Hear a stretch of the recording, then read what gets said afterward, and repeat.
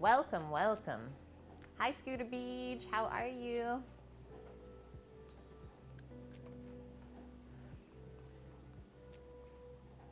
Athlone Methodist. Thank you for the follow. Welcome in. First thing, how's everyone doing today? Are you ready to get cooking? Lots of chicken on the menu today. I am caffeinated and the sun is shining and we are ready to go. Feeling good. I'm gonna stay hydrated today. And we got another episode of our quarantine cuisine. So yes, chicken. I thought that I would show you how to use up chicken leftovers as well as make a really easy one pan roasted chicken dinner with vegetables in it. Hi Jen, how are you? Good to see you. And then also, last thing on the list today is we have to make some cinnamon bun dough so it can proof overnight in the fridge. And then we're gonna roll them up tomorrow morning and bake them fresh, and it's gonna be the best breakfast ever. And I thought that I would make some like chai flavored frosting for the top of them, switch it up a bit. Because I don't believe I have any cream cheese, so we'll see. Okay, so yes, a lot of us are at home during this time and ingredients are limited. This is my first time streaming anything paleo.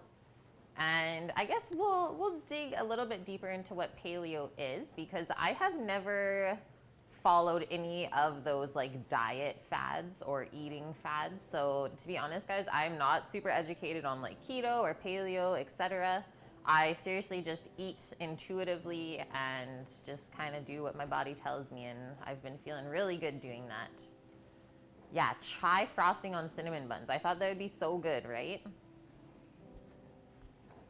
Okay, so from the Nom Nom Paleo Cookbook, that's where our bone broth is coming from. And this is, well, a great time to clear out all of the chicken carcasses that we've been saving. It doesn't have to be just chicken, but I thought we would keep with the theme because I typically don't have like a lot of beef or pork bones laying around. So yes, our recipes are linked, my people. The first one there is the bone broth. Second one is our perfect roasted chicken. Hello there, Vune. How are you today?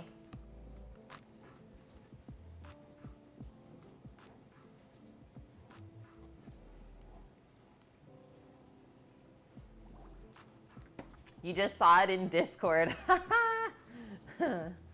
Okay, so both of the recipes we're using today are from Serious Eats. Like, seriously, guys, Serious Eats is one of the best places to go for like any recipes online. They always work out, and I love how they just completely go through what you're supposed to do in the recipe. So very good directions. You started making your own chai concentrate? Yum. Like a liquid? Vune, you forgot to eat the whole day. Are you okay?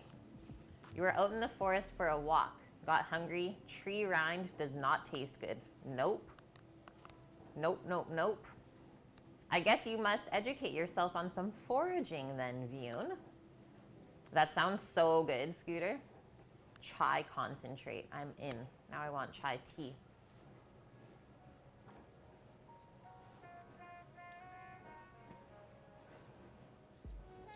Okay, so getting into this bone broth.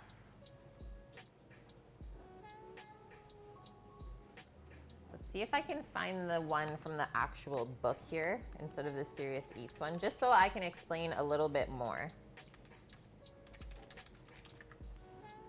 Because this is my first actual bone broth experience following a recipe. Mind you, I have made many, many stocks over the years, which I think is the same thing.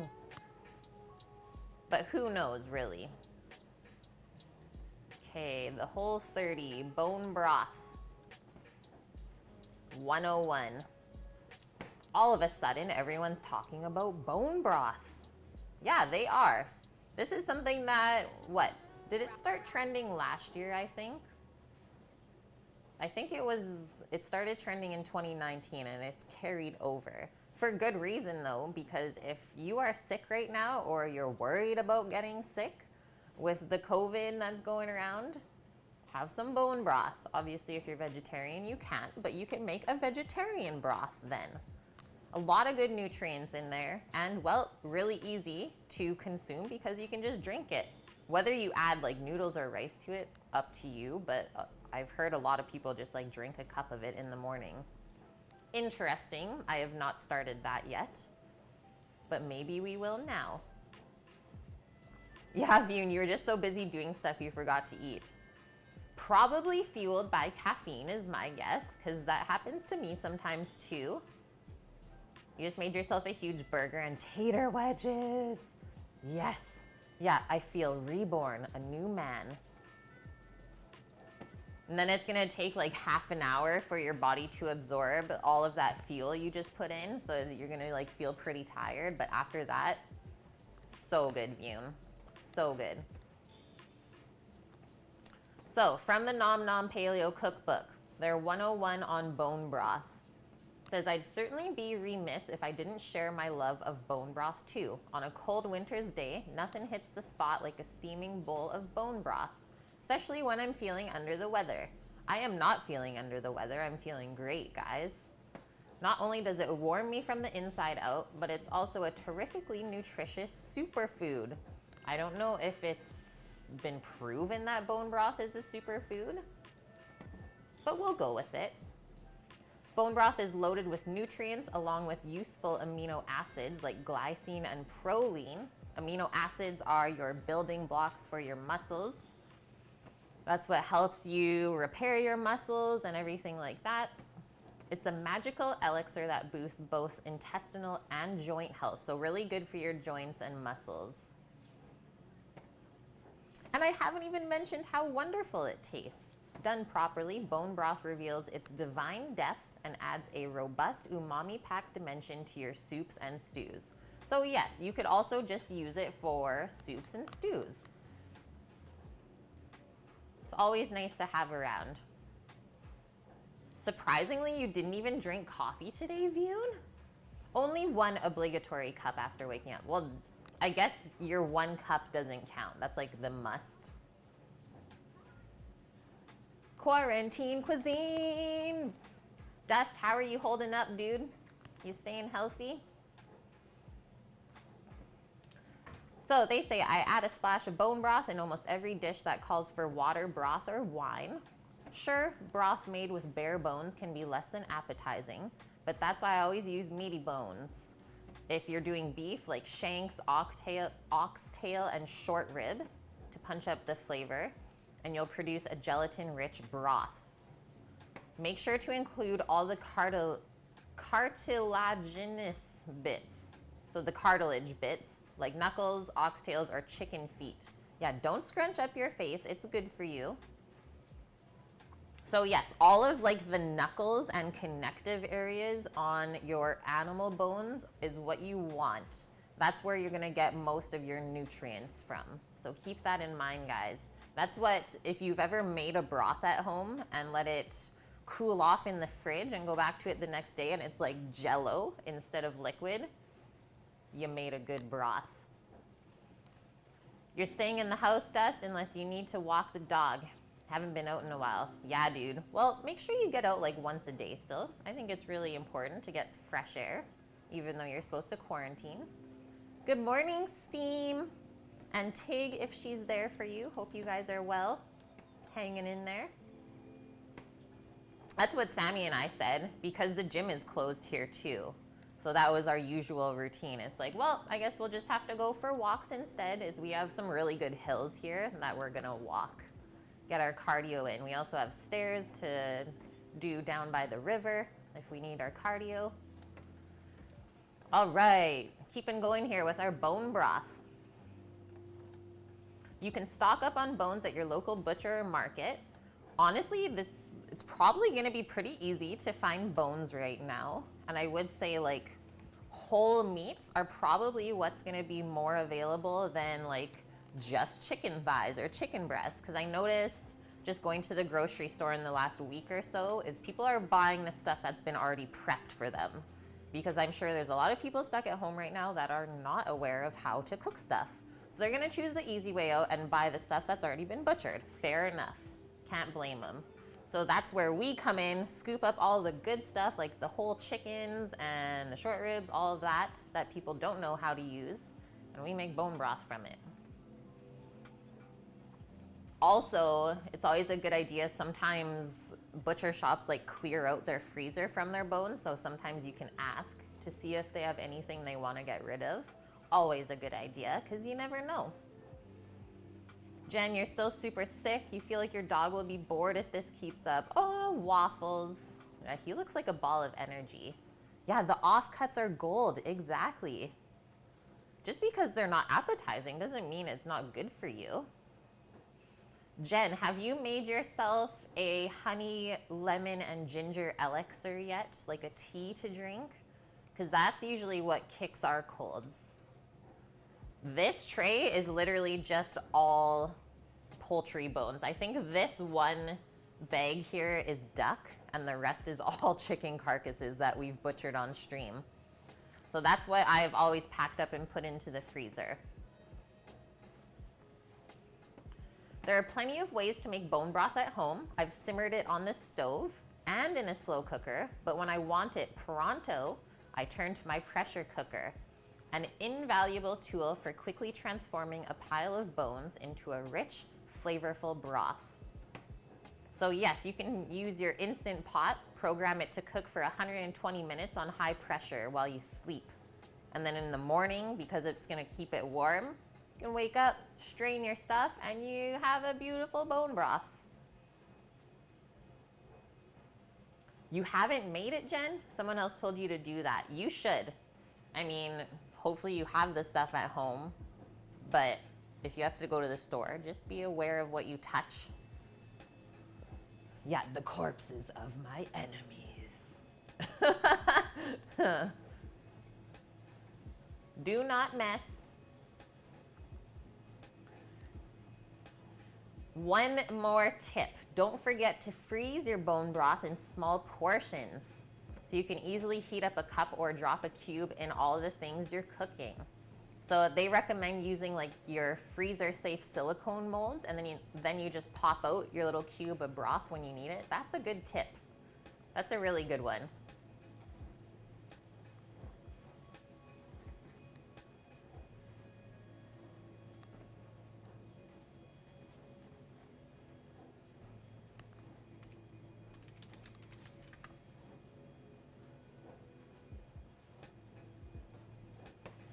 Okay, what is the paleo diet? Anyone in chat here abide by the paleo diet or ever tried it before? If you have, can you kind of share your experience and how you felt? Hi, Paul. How are you holding up, dude, out in Labrador? Balanced is best for you. I agree, Yoon. Paleo is the one where you eat rocks and sticks and grass. Yeah, kind of like vegans. Okay, let's see. Let's dig deeper, guys.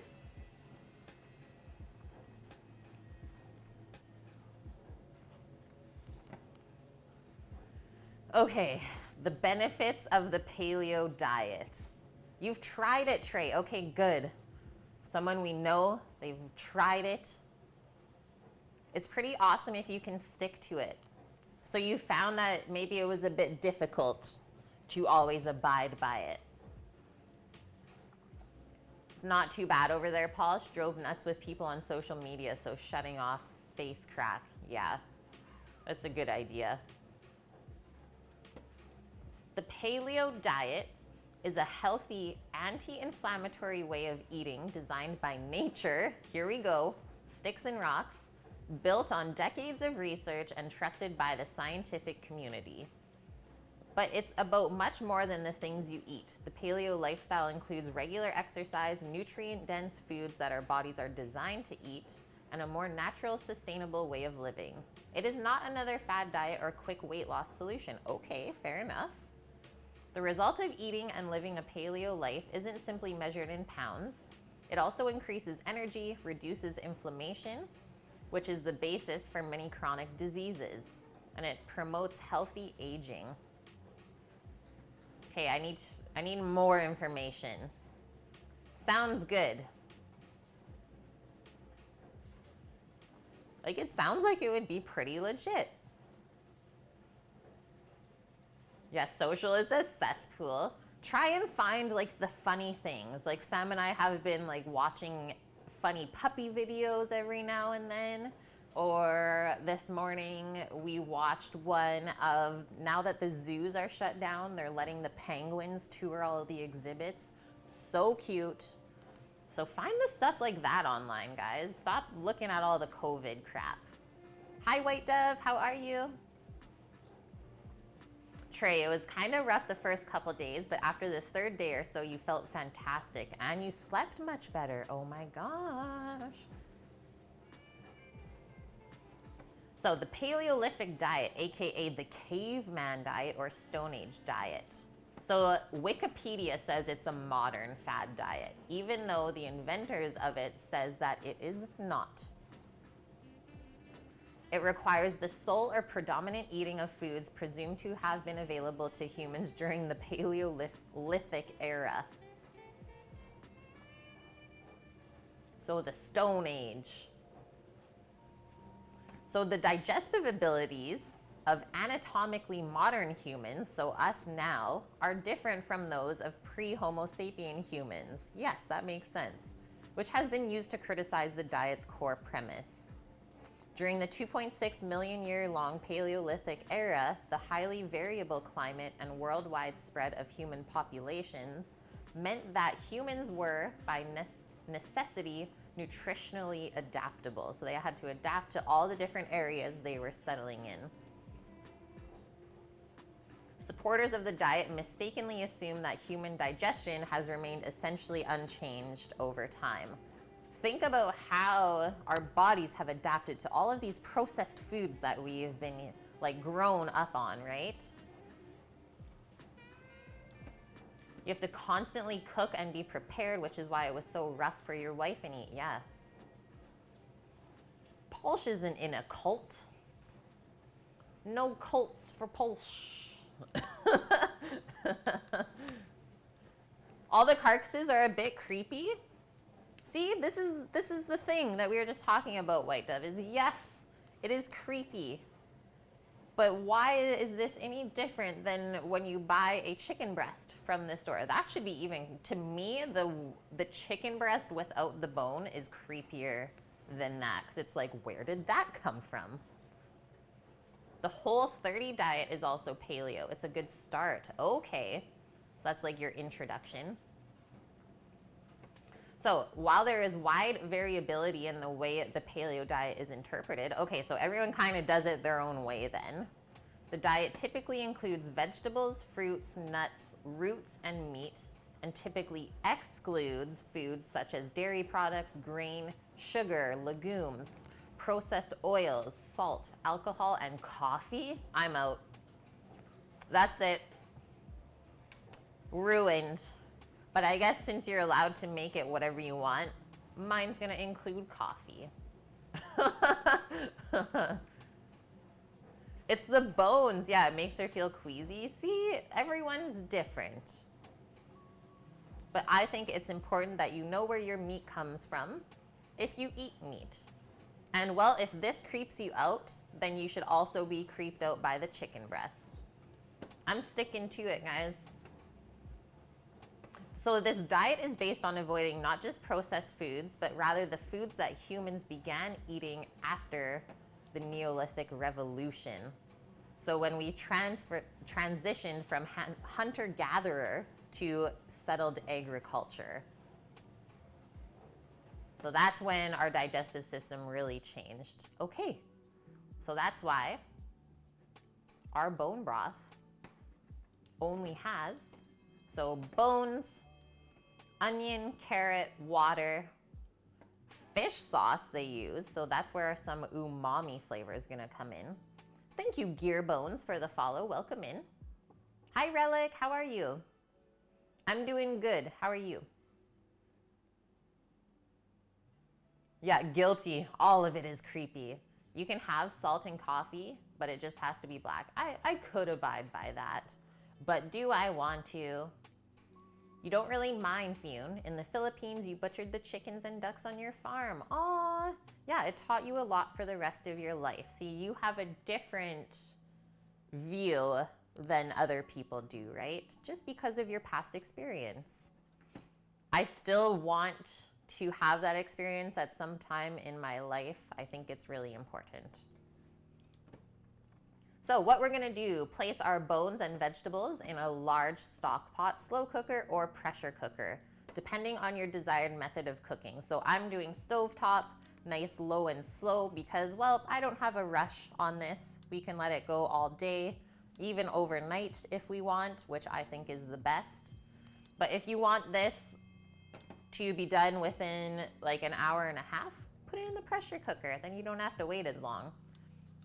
My pressure cooker is not this big, so we wouldn't be able to do that. It would waste our time. You spent over 2 hours cleaning your kitchen and dishes. Fridge is now gutted too. Trying to decide what to make, but you're relaxing until then. Yes. Yeah, that's what I think. I'm gonna do a little bit of cleaning today as well. It's time. Spring cleaning. Dine Wild, welcome in. How are you? Oh man, you're in New York, Relic. Yes, get through. You need a good cooking stream. We got so much chicken on the go today. Hi, Suzanne, how are you? Welcome. Okay, so add our bones into our pot. Add water to the pot. Make sure that everything is nice and submerged. And so, it doesn't say the temperature of water, so let's make a note on that before we go any further, because this is important. If you want a really nice, clear bone broth and not to be like cloudy at all when you strain it, we want to start with cold water. This is something they will teach you in culinary school, and well, it just feels wrong if I don't do that. I would like have my culinary instructor's voice in the back of my head being like, what are you doing, Kate? So cold water when you're making broths with bones, and then you'll have a nice clear stock. It says pour in the fish sauce as well as apple cider vinegar they use, and then for some extra aromatics, they will let us use dried shiitake mushrooms. We do have that, as well as garlic and ginger, which I think is gonna make it like super good. A little bit of an Asian kind of feel to it, but it'll make it taste really like umami flavored. So really a depth of flavor and very balanced. Yeah, mushrooms. Is it really chicken? There is some duck here, Titan. So if you're cooking the broth in a stock pot, cover and bring to a boil over high heat. Skim off the scum. So that is all of the impurities that are gonna come out of the bones as we bring it up to a boil. And the scum is what would make your stock go cloudy if you left that on there. So you always skim the scum. And then we're gonna turn down the heat to maintain a very low simmer. So just a couple of bubbles coming up. Cook for 12 to 24 hours.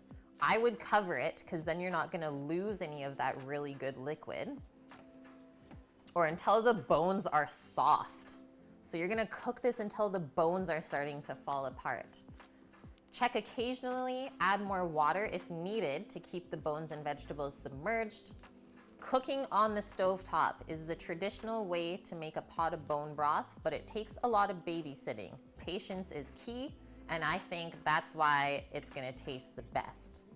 Anything that you try and do quicker than the actual version of it, like the slow version, it's not gonna taste the same. Let's just make a note on that as well. So just take the time and make it right. Okay, I'm gonna get Grandma's pot down and we're gonna start our bone broth. I think everything's gonna fit into there. And so the bone broth, this differs from your typical stock or broth because we're not browning or roasting these bones first. Yeah, Grandma's pot? Wait, what are we doing? And we're actually gonna go over to this stove with this. In regards to paleo tray, your favorite meal you would make was turkey burger lettuce wraps with guacamole and caramelized onions. Yeah. I couldn't do it simply because of the non-dairy aspect of it. Dairy is like huge in my life, and I've always said that's the one thing I will never give up. Butter, yogurt, cream, milk, like one of my favorite things to eat. And I don't know if my body would be happy without it. That's the other thing, is some people's bodies cannot adjust when you take that stuff away, and they're gonna suffer without those nutrients.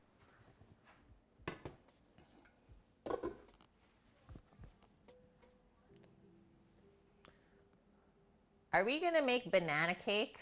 We can do it again. I mean, we tried to stock up on bananas, but they were all so yellow at this store. So they probably are gonna go brown. But I think I might just freeze them in chunks. They are for our smoothies in the morning. But banana muffins are always a good idea.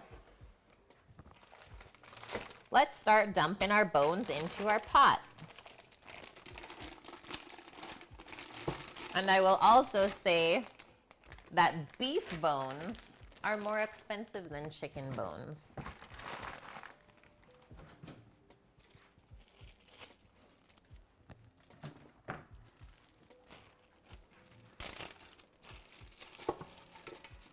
Got all sorts of little bags here.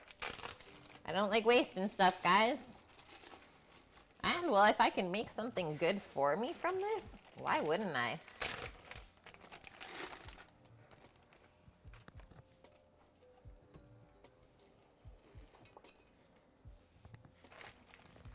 Even have like a cooked chicken carcass. I think it was from rotisserie or something. We got that. I just need some scissors to get our duck in there.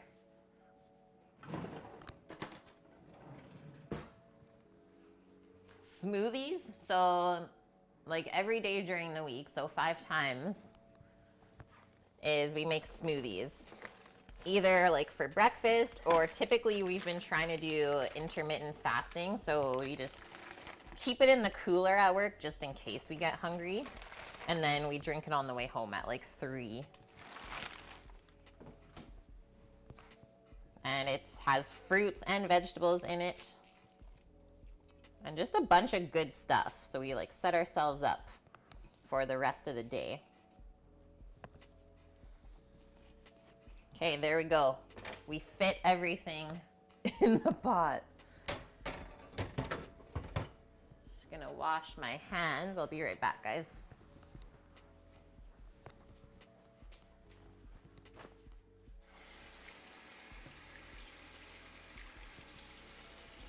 The dishwasher's still going over there, so. To the bathroom. Because I don't want to make everything chickeny.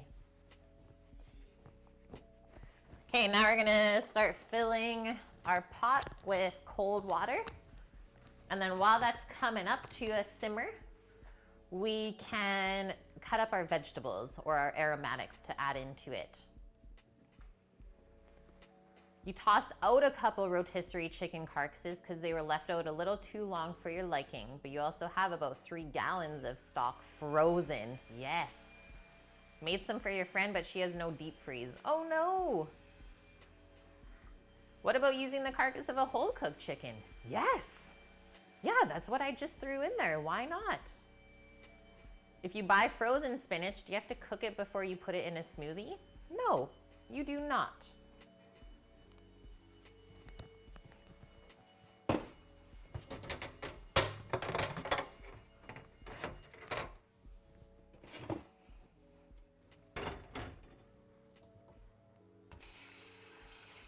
Filling the pot with water. And the other great thing about bone broth is it makes the entire house smell so good. Roasted chicken for days.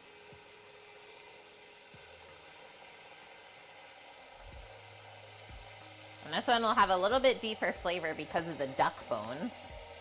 That'll be good.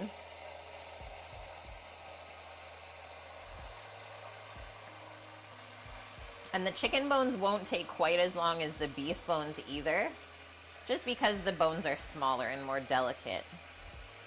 So the beef broth will take the longest to cook. There we go. On to high heat. Hey!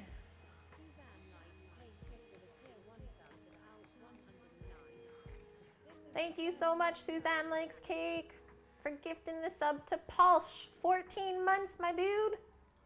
14 months. Steve, do not be sorry. Never be sorry about your questions, guys. You know this.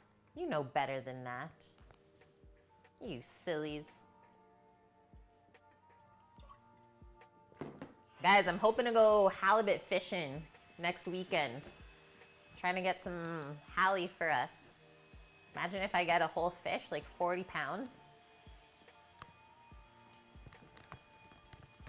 All right, garlic, ginger.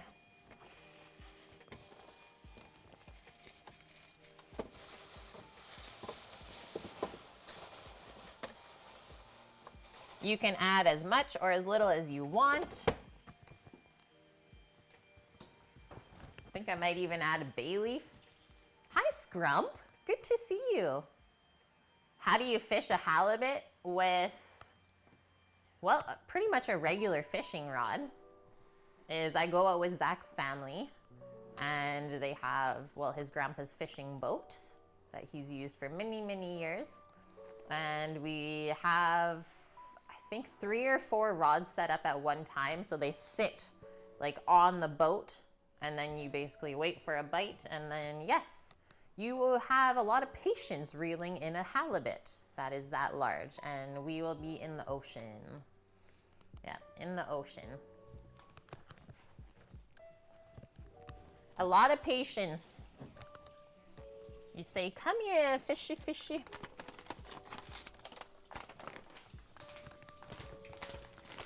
Got our dried mushrooms to add in. These are inexpensive and really great for extra flavor. Hi, Cookie. How's it going? So yeah, if I was to get a whole halibut, like 40 pounds worth, the fish would be worth like 1,600 bucks. Let's do 1, 2, 3, 4, 5, 6. Do 7.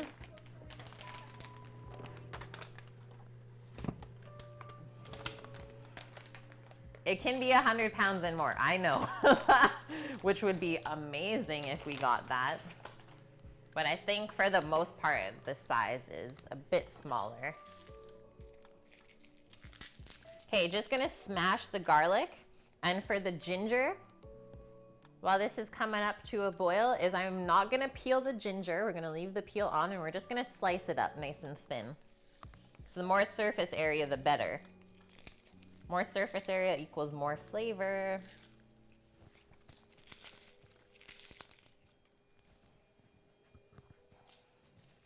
You never liked fish until you started eating sushi. Now you enjoy it as long as it's not overcooked. Yep, that's a big one. Dry fish is like actually hard to eat. It's a choking hazard.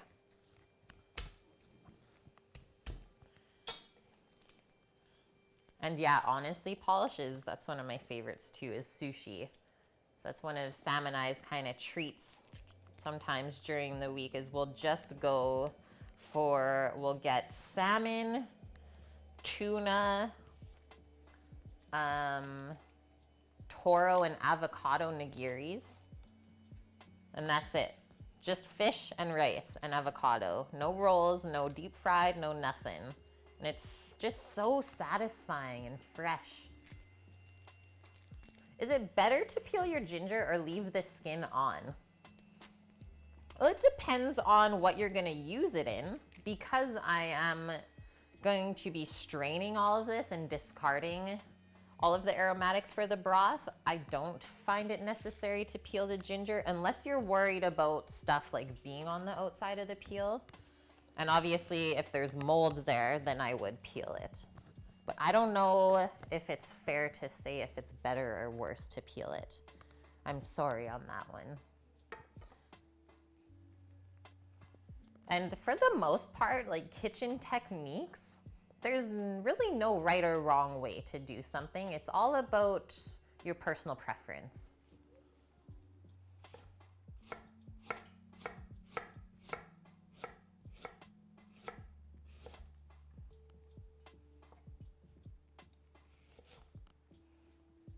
I know with the garlic and ginger going into this though, that it's really going to kick up the nutrients and make this good for us. Polish, the roommate gave you some salmon the other night. It was perfect. He doesn't cook a lot, but when he does, he knows how to barbecue and roast meat. Oh, nice. That's really important, right? No time off. Thank you so much for the 15-month resub. How have you been? Maybe you are getting a little bit of time off?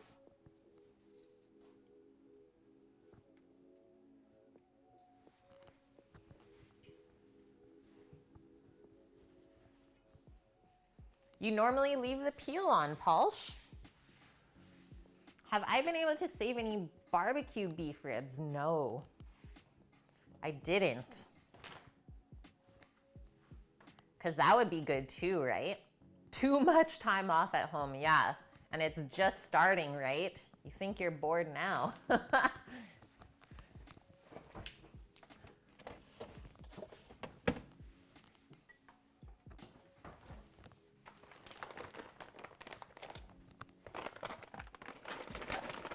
Okay, I just want to add bay leaf.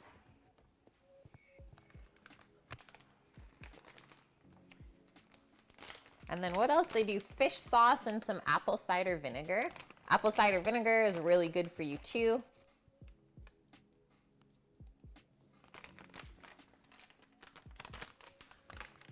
So a little bit of fish sauce, so that'll add some salt. So the broth is a touch seasoned. A couple squirts of that. I don't like a really seasoned broth, so I'm not gonna go crazy. And then a splash of vin.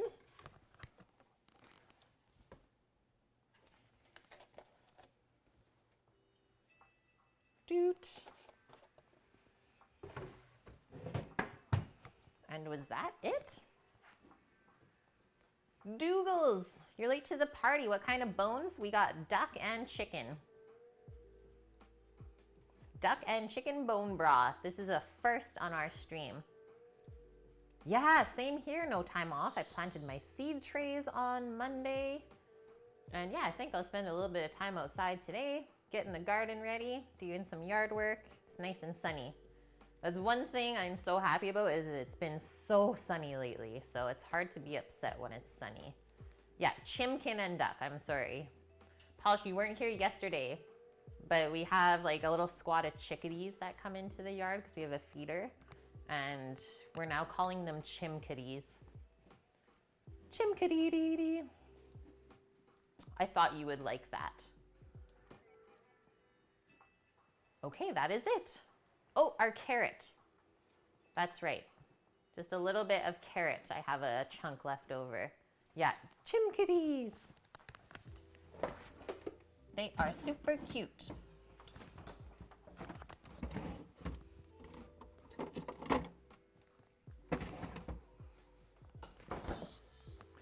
Carrot scraps. And just rough chop that as well, because we're gonna be cooking it for probably 24 hours. Let's go all 24 hours, all day. And then we'll strain it tomorrow together. Get the most out of this bone broth. Yeah, time for a rain dance. Almost though, Titan. Like it's almost too dry now. But when this happens, I know that it's like spring is totally here. When the birds start coming back, it's when you know. Polish is gonna make some pizza dough. This time all-purpose flour instead of bread flour as you finally run out. Nice. Yeah, maybe that'll be a little bit better. Okay, one last step, cover that up. So it is on high heat. Just kind of listen for it to start simmering so it doesn't go over on the stovetop because that's never fun to clean. Oh, nice, you're making pizza dough as well? Okay, there we go. First thing of the day, done. Once again, we'll just do a quick repost if you guys want to check out the recipe. Yeah, what kind of pizza?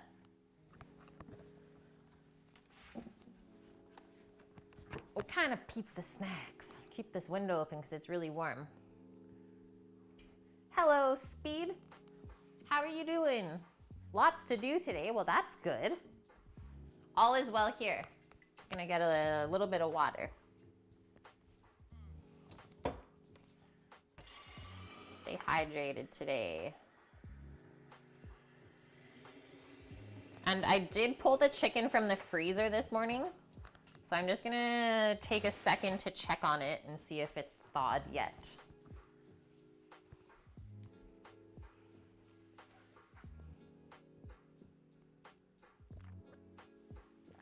Polish and his garlic fingers.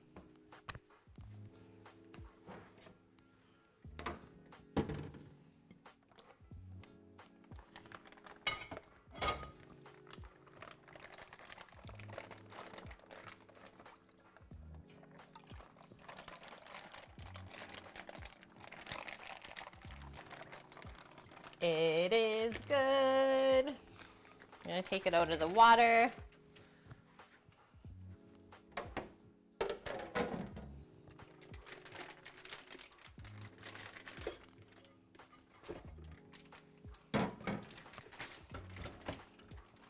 Has anyone else done a one-pan roasted chicken before at home?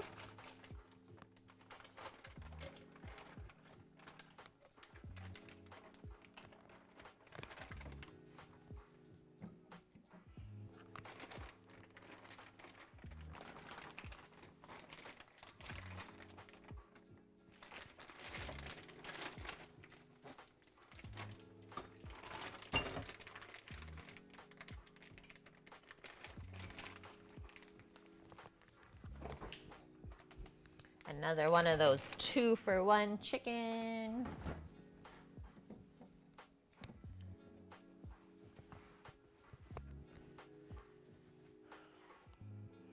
Yeah, send garlic fingers, please. Okay, thanks.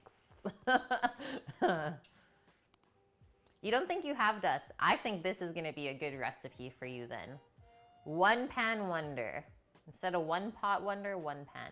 Yeah, put the potatoes under the chicken. And then all the juices like go in when you cook the potatoes. Oh man, you know what I'm talking about, Cookie. Hi Nike, how are you? You make it whole in the oven. Yeah, that's what I mean. Roasted chicken with potatoes, carrots, cabbage, mushrooms, whatever you want. Once again, washing my hands in the bathroom. But dishwasher's just finishing up. And I can add my sink back.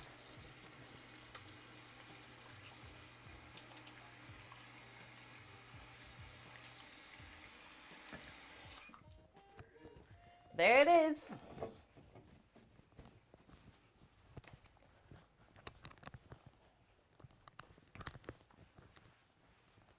Yay.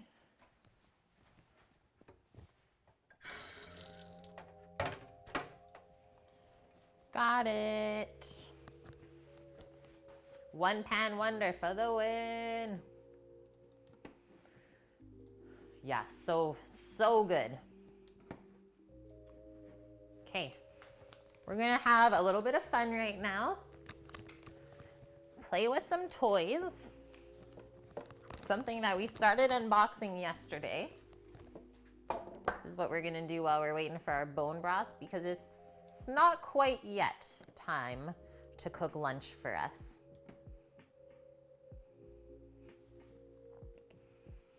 The hype train that Sammy got for stream. So Legos. This was a special set. 40 years. You can see down here, that was the one from 1980. So they kept it like pretty much the same. It's pretty cool. Yeah, what? And so because of the hype train with Twitch, well, you're allowed 2 conductors. So here's the little guy that comes with this set. And then I thought by making this interactive, I mean, the conductors have badges on their name. I thought they could pick their own little minifigure. Some of you may be new to our Lego streams, and that is all right. But this is not a first on Cook with Kate. We used to do Lego building on Fridays. Huh, Lego cooking. We'll do a little bit of work on this and then we'll start cooking. We'll probably have to finish it up tomorrow. So for anyone that has, well, never built like a Lego set, so it comes in all these little separate bags, and then we have our instruction book on how to build it. Yeah, cook them up. I love our little hot dog man. Yeah, one thing, I'm so happy. I have the Fiat set to build. I have the Hogwarts castle still to build. So this is like great. So I'm gonna be busy building Lego for the next couple months. Yeah, someone's fallen into the river at Lego City. Is the plural Lego or Legos? Oh, it's your first time with Legos? Yeah, very nice. Okay, so our first step, we need these 2. I'm probably gonna crush this because I'm pretty pro at Lego. We're gonna hold that together. We're building a little platform. And yes, I did put all the pieces in the Pyrex dish. First step, done. How many steps are there? 46. Is someone gonna time me? So we're gonna take these pieces, put them onto the end. And we have 2 more flat pieces. But those are too long, smaller ones. This one and this one.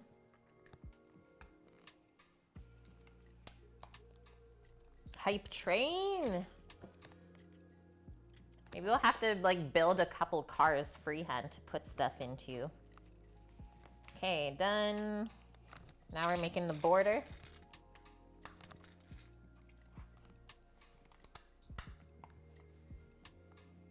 Oh, what? Already starting with the stickers. So if someone wants to look this little train up online, 7810 steam engine. That's going on to here.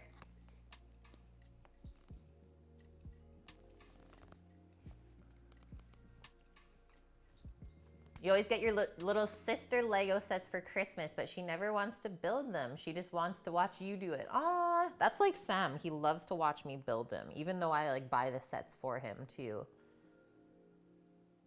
Yeah, sure, you buy it for your sister. I think that's centered. So good. Okay. Now we need some of the flat gray pieces. 4.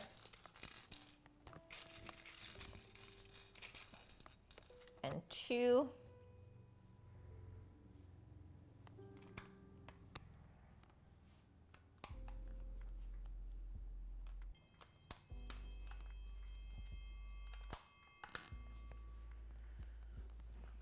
Sounds good, Cookie.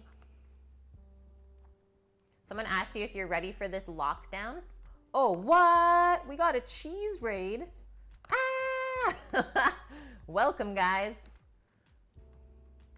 Welcome in. Yeah, we've been waiting for this one, Nike. All of the introverts, this is your time. It's also a perfect time to stream.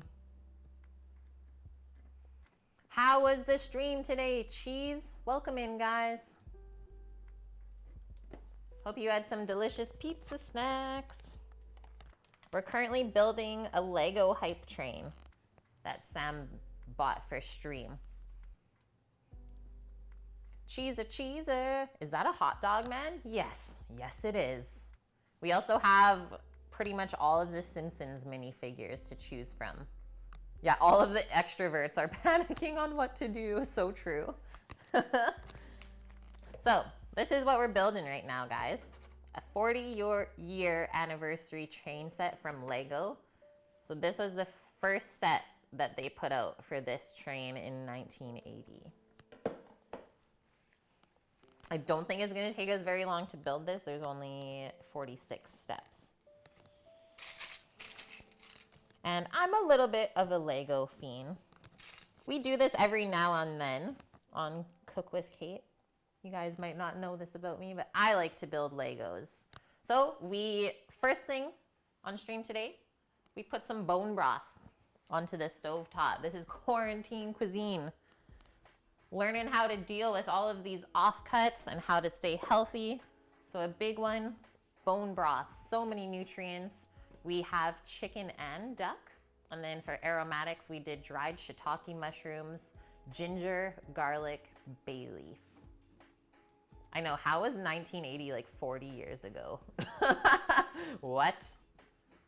The 80s was amazing. I know. So that's what we're waiting for now. And then once we build our hype train, then we will get our one pan roasted chicken dinner going.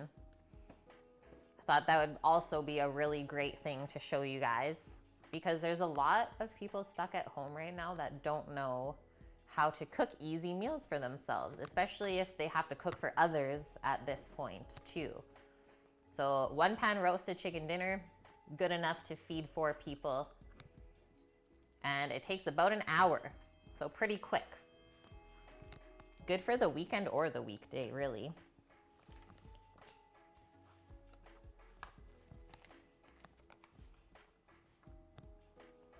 Cheese, what did you make on stream today? Lady Bonfire, thank you for the follow. Welcome. Yeah, I was not alive in the 80s. Yeah, they still have all the dies to make the parts 40 years later, hey? Pretty cool. Lego's like the one thing that's never really changed from when it started, right?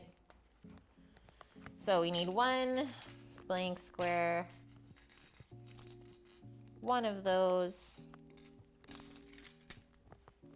3 of those. I think it's these clear guys, we need 4. Can't wait till we actually start like building the train part.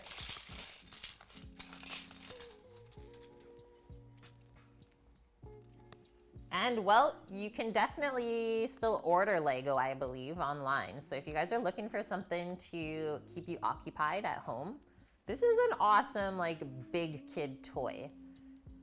Usually Sam and I save it for rainy days, but these are special circumstances.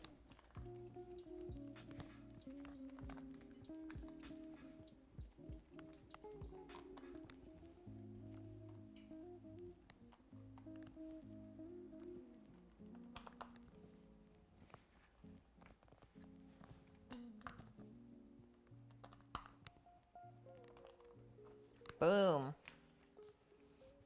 2 of those. 1, 2. People that can't cook simple meals for themselves. You feel attacked? You shouldn't. That's the whole point of the stream. Today you made a pizza called the Savage. Love it. It had the hot ones, hot sauce called the Classic for the base. Then some mozzarella and sharp provolone. Oh, provolone underrated. Then you put a full pound of bacon. That is very savage. Thank you so much, Jones and Bones. Welcome. 5 months in a row, man. Okay, so Savage Pizza, hot sauce base, mozzarella, provolone, full pound of bacon, and a maple syrup drizzle. Dead. Some of that like sweet heat. I am in. And the smokiness from the bacon. Holy. I don't know if we could handle that one.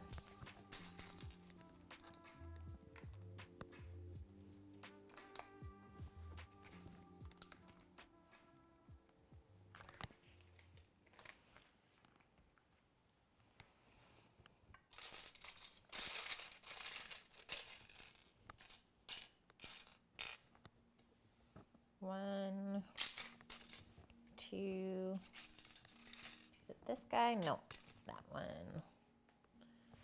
We do this, and we do this. This is such a simple set. Holy smokes. Flying right along here. Oh, we get to use more stickers. Yes, the 40-year one. It's such a great combo, but you can only put a little bit of syrup on it. Yep. Otherwise, it would be too sweet. I agree. Yeah, Nike. Unfortunately, I could not eat that, but it sounds good. Okay, we want to place our sticker as straight as possible. Yes. Sam always makes me do the stickers. He's like, you have steady hands.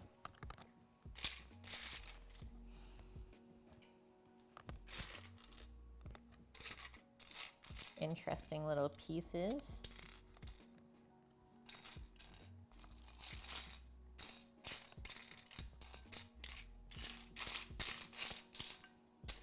Has anyone ever watched Miss Tapcat build her sets?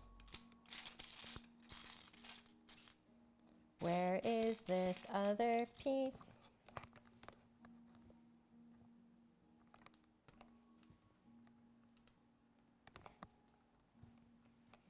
So that one, and then this attaches onto it.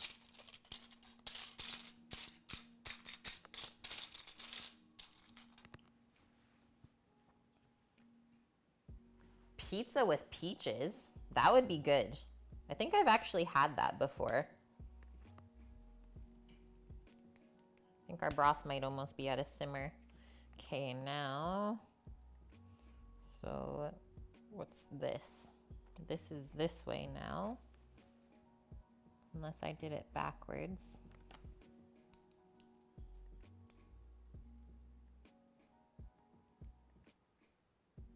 I think I might have did it backwards.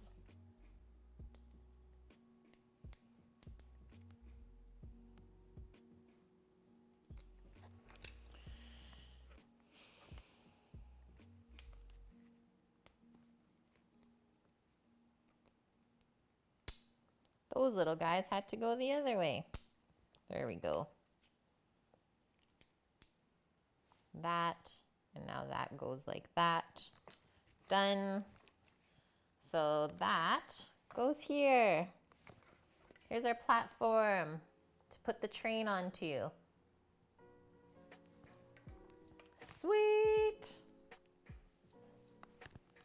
Let's check our pot. Coming up. Got our hood fan on.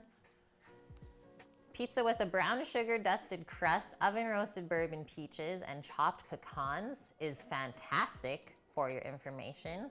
I believe it. Oven roasted bourbon peaches? Yes. Hi Bonkman, how are you?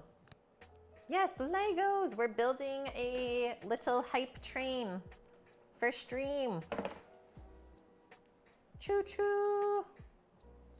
Peaches with peanut sauce, chicken, and bean sprouts, also good. Yes. Okay, next, we need this guy. We're building the wheels, the wheel base. We need 3 wheels.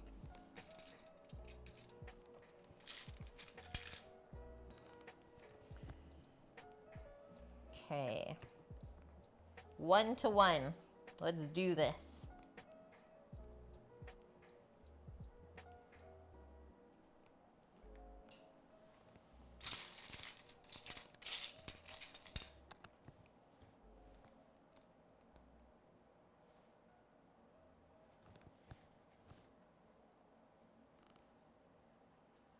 You poach them, drain, and then roast to caramelize. Oh, I do that with strawberries as well in the summertime. Roasted strawberries are so good. No virus for you. Don't even say yet. Leave that out of the vocabulary. No virus for you ever. Okay, now we put this through there. We got our little wheels one side. Now we gotta hold them on.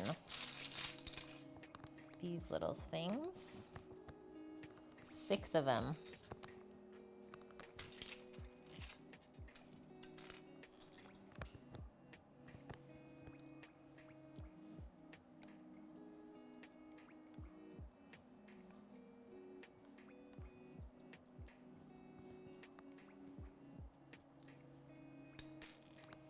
And now our other side.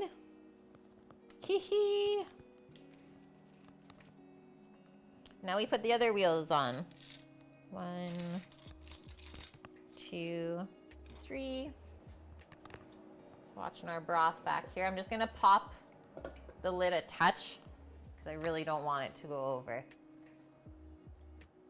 You miss Legos, Lynn. So good for this. What's going on in the world right now? Boom. Boom. Boom.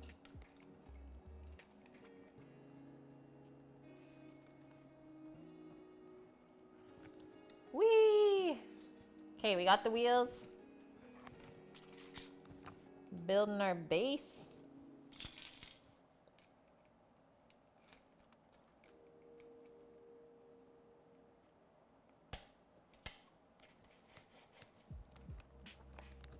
Flip it.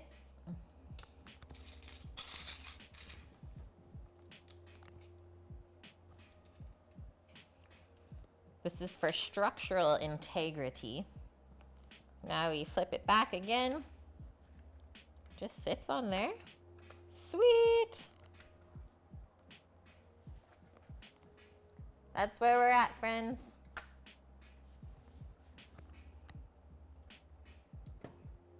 That's a nice positive thought. U.S. Air Force contractor company you work for considers us mission essential though, so your exposure chances are a bit higher. Oh, you can't completely isolate. We're not completely done either, is we're still working in places where there's no one in the house. But even still, I'm like spraying all the doorknobs, literally everything I touch. Keely, thank you for the follow. Welcome.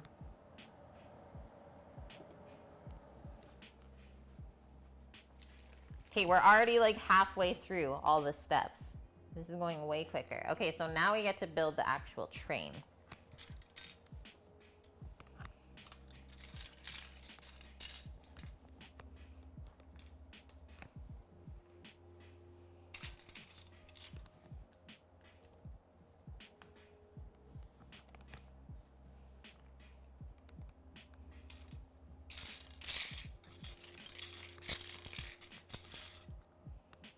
So that on top of it, and then a square right in the middle, and that goes on there. We need our really long ones.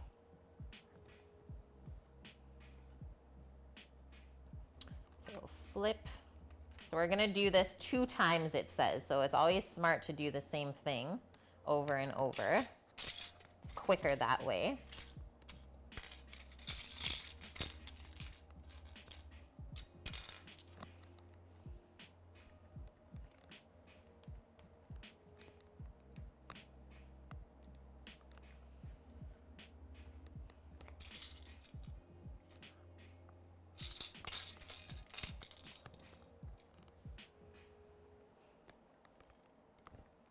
That goes on the outside.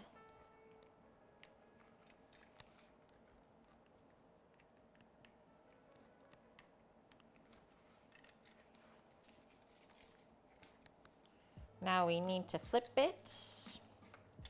This goes there, and that is going there. Cool. So I'm guessing this is gonna probably like sit on there. That will stay to the side. Okay, black peas.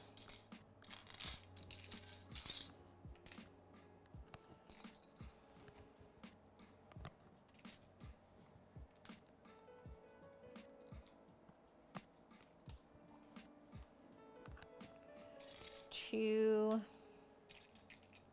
one, boom, boom, boom, and then 1 and 2 on the side.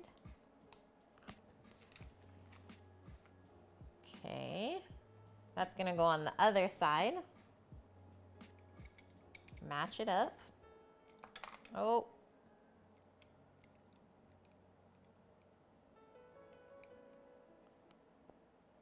Just like that. We're gonna put our end caps on. Yes, the little bumpers on the train. Gotta build these little guys.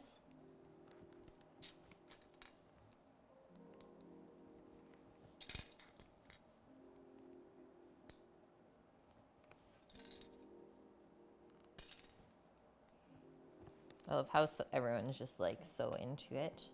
Oh, what goes onto there? That's so cool. The creativity of the people that come up with the sets. I think that'd be such a fun job. There we go. Oh, the little ladder to get into the train. Hee hee. On both sides.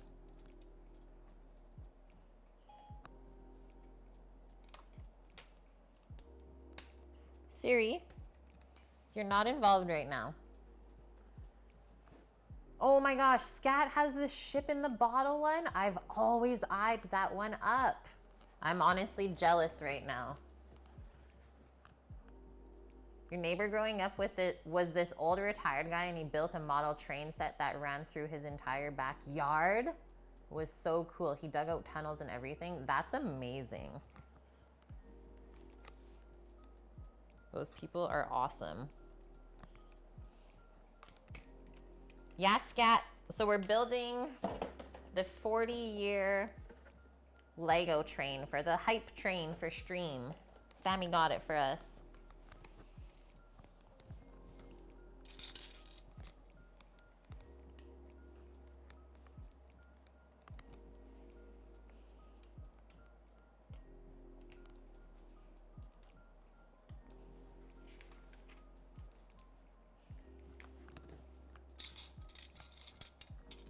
One, two, three, four.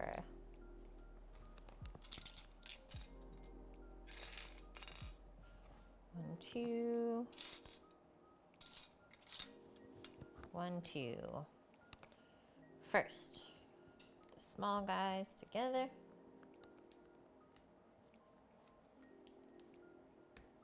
Building the walls now. That goes there. That is going there. Going from the back to the front. That's how we're building it, looks like. Okay, another wall.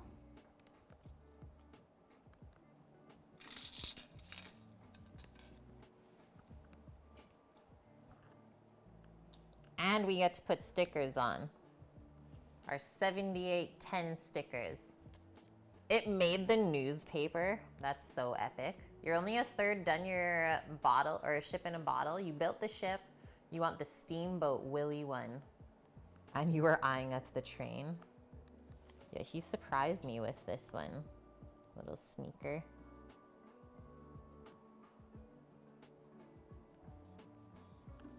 One.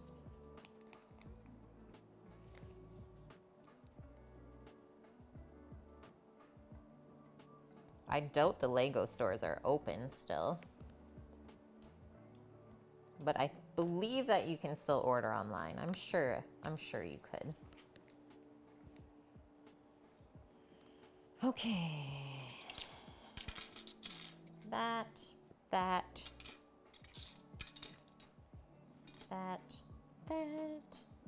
These guys and these guys. Really eliminating a bunch of pieces now.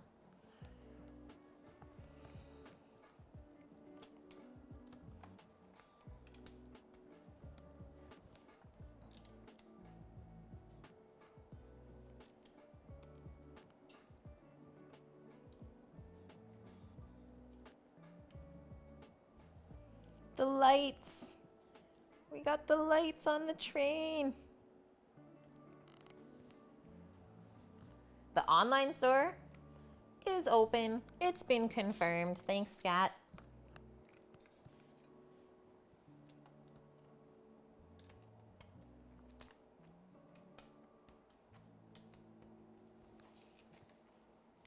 Okay, we almost only have like 10 steps left.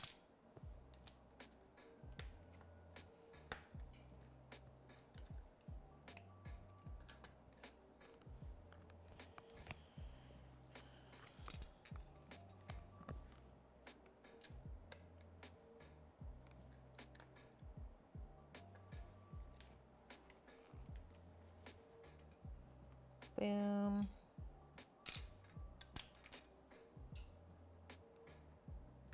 Oh, more stickers. Oh, the little steam dials and stuff. That's what this one is.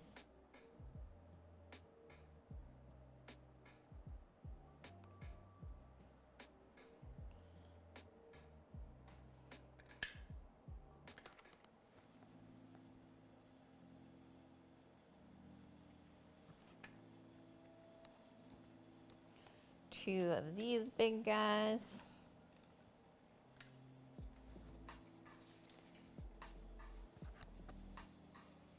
There's some pieces in this set that I have never seen before. That. Oh, sweet. We're gonna build the front grille now. So quite a few steps here. This.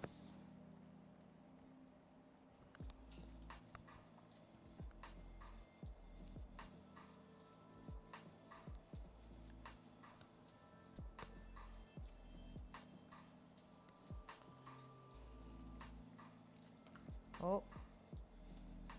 And yeah, if you have like big hands, Lego can be a bit difficult to play with. It's finicky sometimes.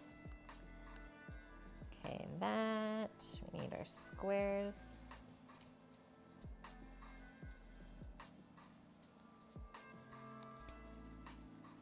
$78.10. Why isn't this staying?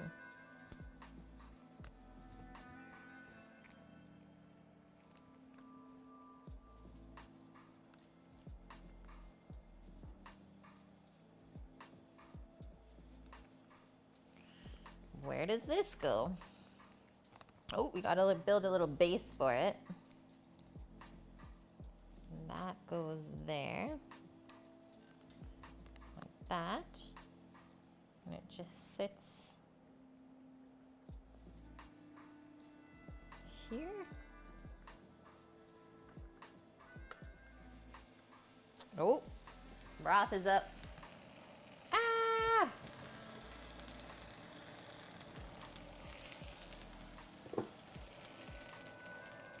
Simmer down, baby.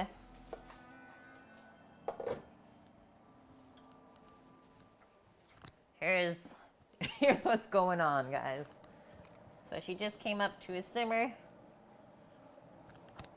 I knew because of all the sizzles I could hear behind me. So now I turned that right down to low heat. And now that's gonna cook overnight and we're gonna strain it tomorrow on stream together.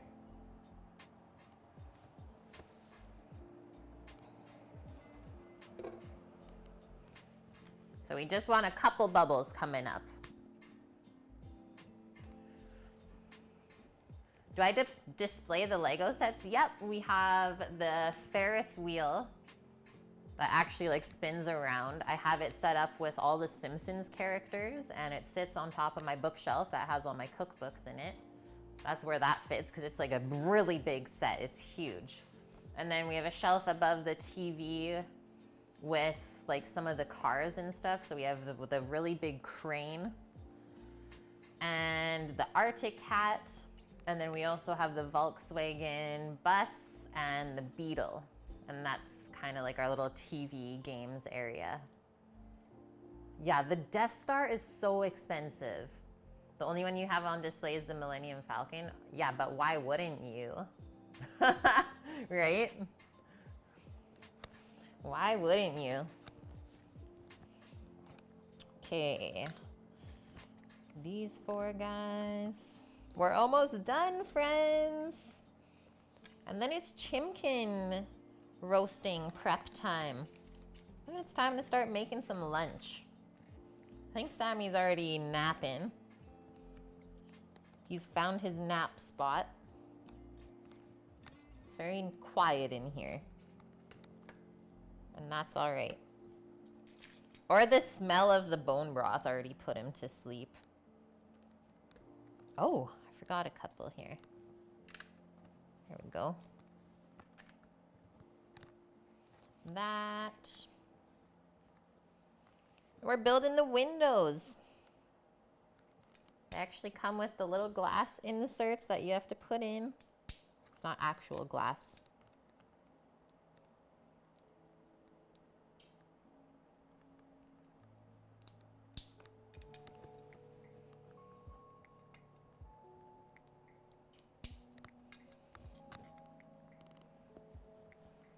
Pizithian, how do you feel about making broths, particularly bone broths, in an Instant Pot pressure cooker? Are there downsides to the obvious convenience of time? To be honest, this is my first bone broth per se, but I have had really great experience of making a broth in a pressure cooker if you have to save time. Is you're not gonna get quite the same flavor and like amount of nutrients pulled out of the bones if you're only doing it for an hour and a half, which is the recommended time in the pressure cooker. But it does work very well. And it's nice because you don't have to watch it while it's cooking. So I would say that's a great option for sure. But probably not very many downsides to it. You had pad thai today? That's what we made for dinner yesterday on stream. And you fell asleep afterwards. The Millennium Falcon was half off on Black Friday. Scat, you should have got it. Falling East, welcome in. Thank you for the follow. Okay, window time. Go there. And there.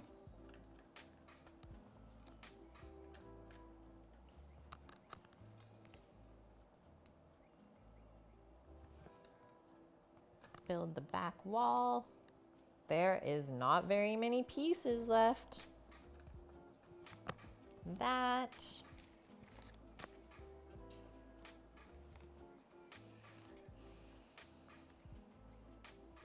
So this goes this way.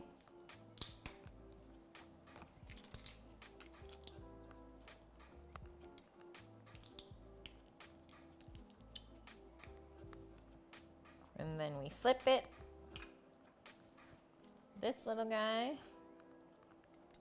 This goes on the front, and then we use our last sticker.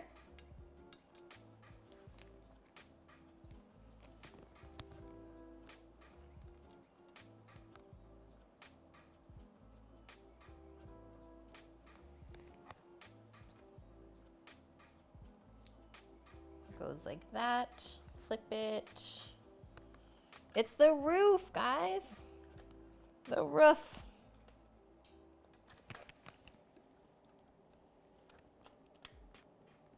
Why doesn't it want to go on?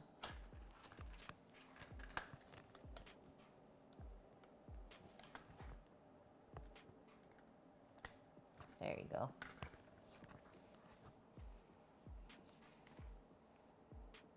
Okay. 3, our little steam stacks.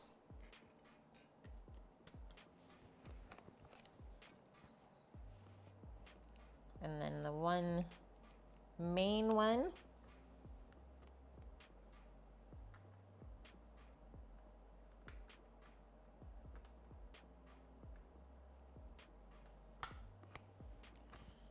There.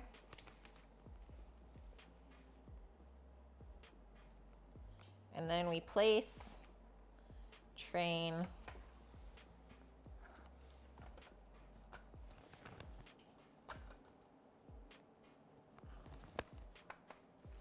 what? It's done. That's it.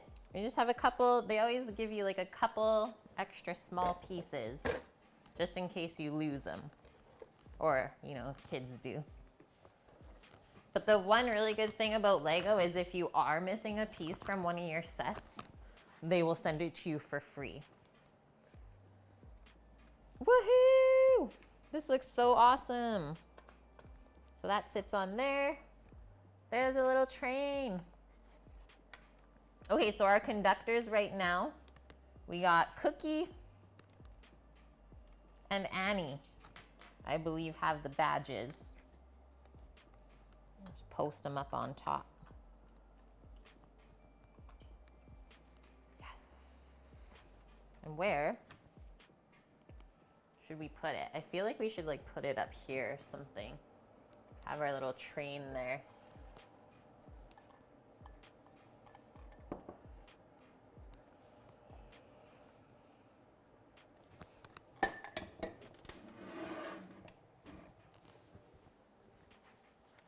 Mission complete.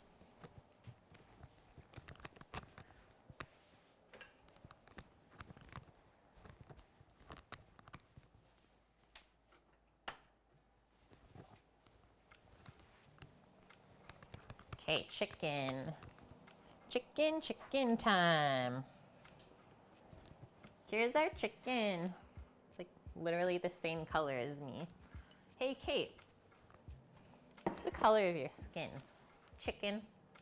Yeah, well played. Good game. Thank you, Dust. Thank you. Okay, recipe. So the recipe I posted is just about cooking your chicken properly. And then I'm gonna show you guys how to add vegetables to it. So perfect roast chicken.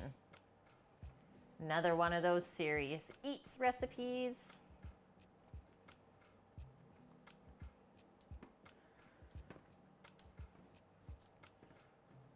So this recipe is from a cookbook by Michael Ruhlman. It's called Ruhlman's 20, and it's called The Perfect Roasted Chicken. So first off is seasoning, and in the recipe he keeps it dead simple, just salt. A generous application of salt means not only tasty bird, but one with the crispiest skin due to the dehydrating qualities of salt. So salt's gonna draw out the moisture from the skin, and that's how you get it really nice and crispy. No one wants soggy chicken skin, at least I don't think so. Next up is the cooking temperature. So we keep our oven at a hotter temp than you normally roast at, 425 to 450 Fahrenheit. This high heat roasting equals a shorter roasting time that contributes not only to that wonderfully crisp skin, but also less of a chance for the less fatty parts of the chicken to dry out. And then finally, concerning the dryness factor, there's the issue of trussing, something that sounds scary, right? By trussing your chicken or stuffing a lemon or onion inside, you are sealing up the cavity so that less air has a chance to get in there and cooking the chicken from the inside as well as the outside. So we keep our cavity full of something so that it doesn't dry out. Because if the hot air is able to go all the way through the bird, it's gonna cook really quick. And dry chicken, another hard thing to eat, same as dried fish. Okay, so the question here, is this really the perfect roast chicken? The person who tried the recipe says, I'm going with an overwhelming yes for a couple of reasons. It's the simplest roast chicken that's ever come out of my kitchen. And as far as fantastic chicken flavor goes, juicy interior and cracklingly crisp skin, it's really spot on. And dare I say perfect. Not overly fancy, but with a chicken that tastes this good, extra add-ins like herbs and aromatics aren't really necessary. So one thing I noticed was like fresh herbs and stuff, not really a thing at the grocery stores right now. So sometimes simple things are just as delicious. Hi, Erin. I'm doing well. How are you? Thank you for all the kind words.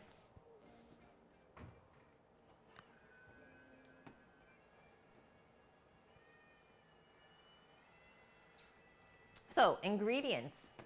1 3 to 4 pound chicken, 1 lemon and or medium onion quartered, and salt. That is it. 3 ingredients, you guys. Yield for 4 people, active time 5 minutes. Tell me how this is difficult. It is not. When active time is 5 minutes, but total time, so cooking time in the oven, be around 1 hour and 15.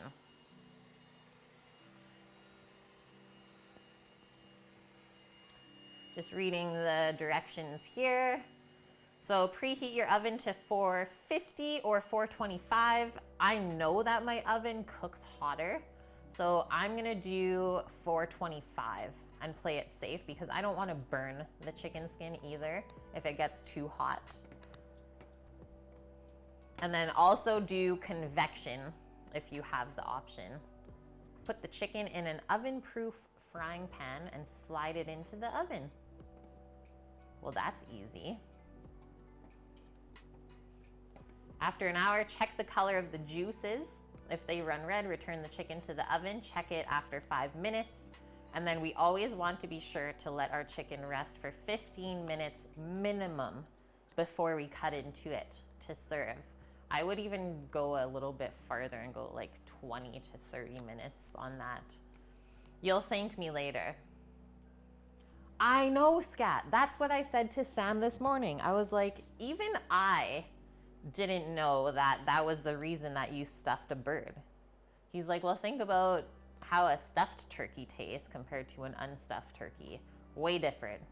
So yes, we are cooking from the outside in, which is why we want to keep the inside cooler so it takes longer to cook, and then that's why it stays more juicy. Totally makes sense, but something that I never thought about before.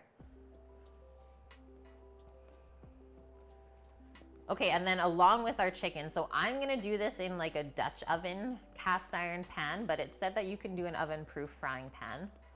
I think it's smart for me today to just do a little bit of time with it covered so that we can steam the vegetables a touch.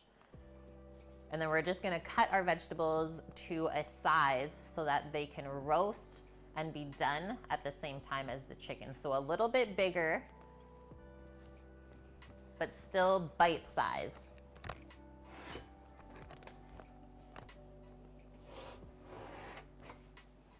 I'm gonna do this guy. That'll fit beautifully. Yeah, what? I says pardon? Am I a feminist? I don't believe so. Not that I know of. A Dutch oven, yes.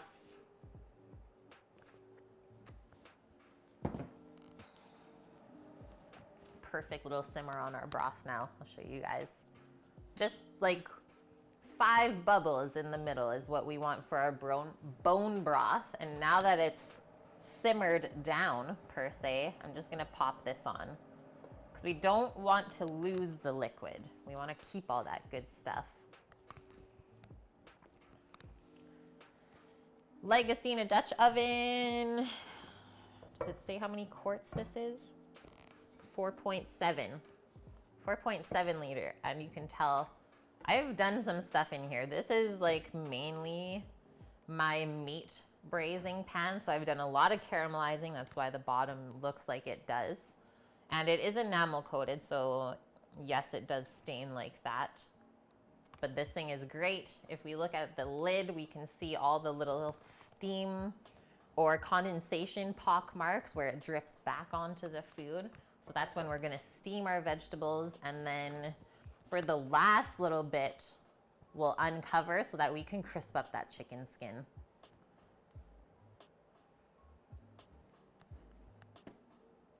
You once had 7 bubbles. You had to throw it out. What? Are you guys talking crazy right now? What is going on here? Okay, I'm gonna put this aside for now. And then check this out. All of our veggies that we get to pick from. All right, thoughts, Bonkman.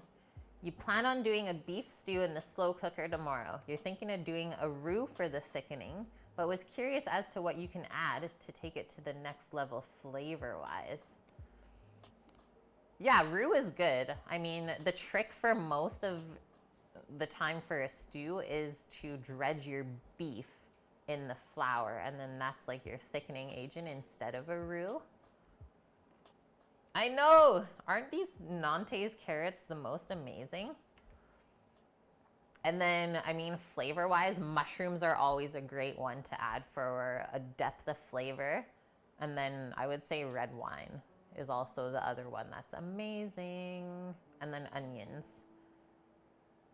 Like all of your mirepoix, for sure. Carrots for sweetness.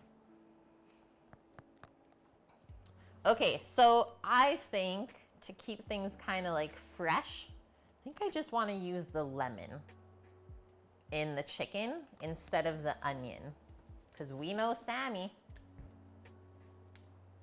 Marmite in a stew? Paloozer, what is this? And then our carrot, some potatoes. Like Magic Cookie said earlier, is they usually put the potatoes under the chicken. This one doesn't look very good. So that the potatoes soak up all the juices. That's always a good idea. And then I always like to do carrot because they cook at the same rate as potatoes. Another thing that will soak up all the juices.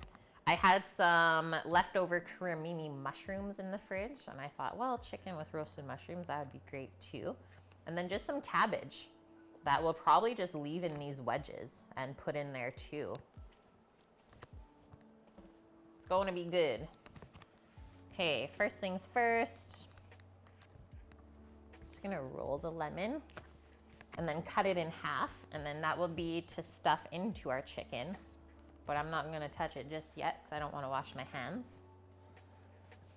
Okay, so because this is going to cook for about an hour in the oven, is we need to think about how long it's gonna take to cook our vegetables, and we have to cut them to the appropriate size. So I think I'm gonna do quarters. And then one note, these are Yukon Golds, so they have really nice thin skin. So we're not gonna peel them because that's where all the flavor and nutrients are. And then I like the texture of the skin too. So I'll cut it in half and then into quarters like that, and I think that'll be perfect. And then we'll just have to match our carrot to the same size as those. This guy has a little boo-boo on it. Let's see what's happening here.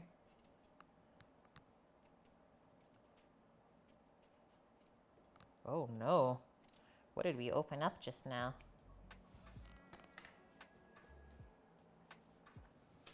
Yeah, dredge the beef in flour, then sear, then drop into the slow cooker. You do plan on the mirepoix with potatoes and mushrooms and red wine. Oh, you're set then. That's gonna be so good.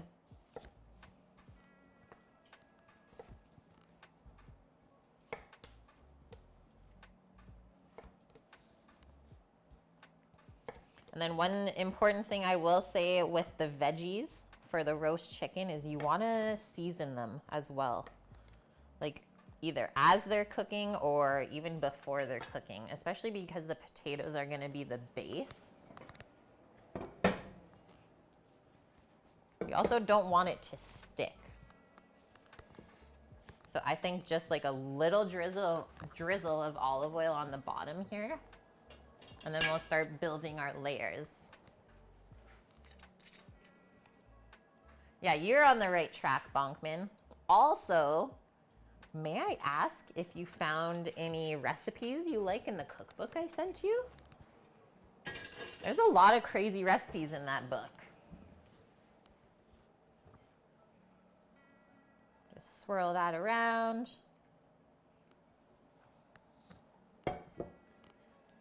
Hojorific! How are you? Yeah, dear Kate, please send me a Kate care package, please and thank you. Honestly, I'm sure the postal service right now is like so overwhelmed. I don't even know what's happening. I would love to send you something though. Okay, I'm gonna put our potatoes all kind of like skin side down so that the cut side will absorb all of the flavor from the chicken roasting on top of it. And as you can see, I have quite a bit of potatoes. I like to have these extra because they're so good to snack on. One of those things that might just be better the next day. Flour helps build the Maillard reaction on the beef. Yep. Yeah, you misread Maillard as Mallard. Yeah, the Mallard reaction. It's like, what? Are we talking about beef or duck?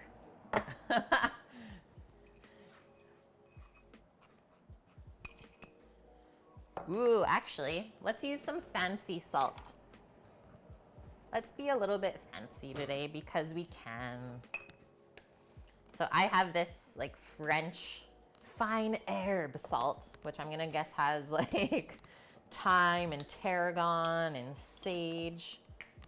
All good things with chicken or poultry. And it's nice and coarse too. You found several recipes you would like to try. Love the fact that they're relatively simple ingredients for most. Yeah, the leftover recipe section. I was like, that's genius. Okay, that's good. A little bit of pepper.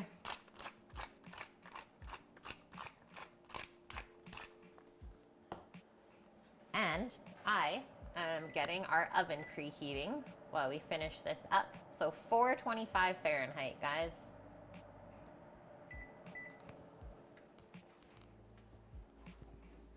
Yeah, enjoy all the good things now while you're safe in your home. We did a pretty big stock up on like groceries and meat, especially fresh vegetables that would last like up to 3 weeks. So carrots, cabbage, stuff like that. Really good. Okay, put our seasonings aside for a second. And now it's carrot time.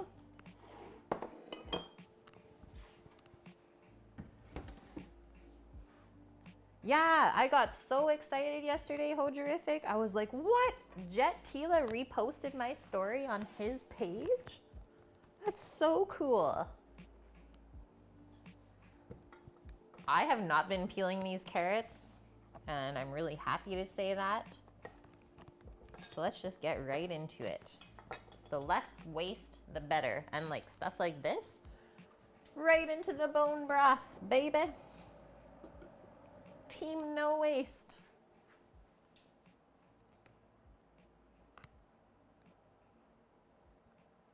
You didn't do that. You ordered a ready-made meal service. You know you will eat poorly the next while. Oh no, well you don't have to eat poorly. Or is it like super crazy there in Vancouver? Okay, I'm gonna cut this in half just because this is way smaller than the other side. And then we're just gonna do like chunks. So we wanna match it to the potato. How do I wanna cut this? Probably like that.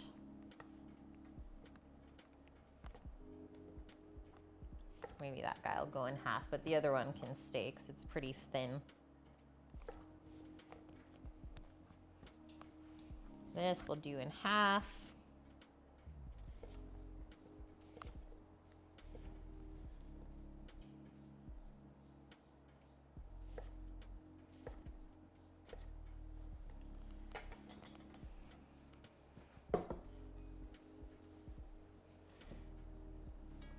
Yeah, they should grow square carrots, right?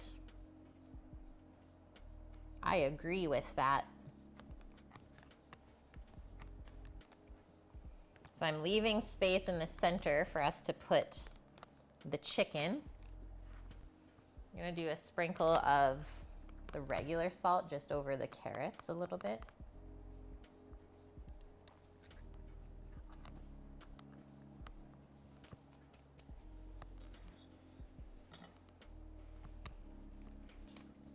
Now cabbage time. I might leave purple cabbage and try and use up the rest of this green one instead, since it's already been processed a touch. And we still have some mushrooms to put in, but those maybe I'll roast on the side. We'll see. Where do I get the carrots? They're just at a regular store here. They're called Nantes carrots. I put it in chat for you, Dust.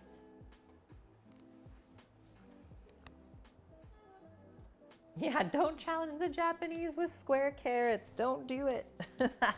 They will do it. Not super crazy at all there. It's still good, but potential stress along with family stuff. You know, you could either shortcut to ramen and snack food versus cooking a proper meal. This way you'll have a proper meal available to eat right away. And if hopefully not anything shits the fan, you won't have to worry about food. Very smart, dude. Well, at least you have prepared some way or another, right? Yeah, dicing vegetables that are square would be so much easier. Like, why do we turn all the round stuff into typically, like, try to do it into squares? Why do we do that? Why not keep the natural shape? That could be a doggo piece of cabbage. Okay. You know what? Just gonna cut that in half and kind of like leave it in this wedge. Do 4 little pieces of cabbage in here.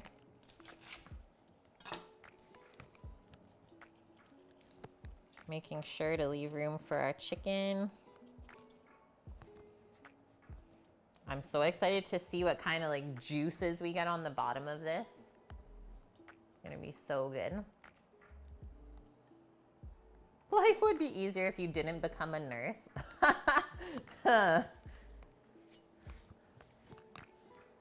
Well, not for everyone else though. Pizza dough is now proof and boom. All the beer bottles are cleaned, labels removed. Look at you go. Okay. Chimkin time. So what does this recipe say? Best ever roasted chicken. Truss the chicken, stuff it with lemon or onion or both, salt it and set it on a plate lined with paper towel. Put your chicken in your oven-proof pan, put it in the oven. All right, so we need to stuff it and then salt it.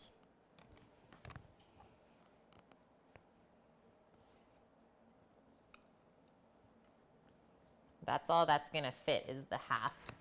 Move that out. Wash my hands, and then we will salt.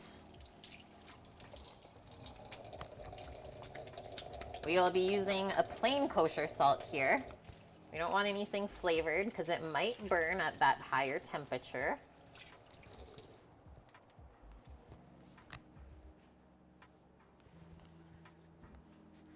You can also do this in a glass Pyrex pan or even on a sheet pan if you don't want to cover it. You got options here of what you're cooking your chicken in. Hi, Grizzle. Oh, thank you. Yeah, I was like, well, I have these cabbage pieces in the fridge still. I'm sure that would be good. I know it's gonna get soft, but I think because it's gonna soak up so much flavor, it's gonna be delicious. Cooking fat, you're ready here in the UK to go Italian style with your cooking through this time of stress. They know how to cook frugal. Yep. And that's why I'm doing our little quarantine cuisine series too, because we didn't have much choice for ingredients either here. XYZ, thank you for the 50 biddies. Oh, why did I do that? We're still on the chicken. So generous salting all over.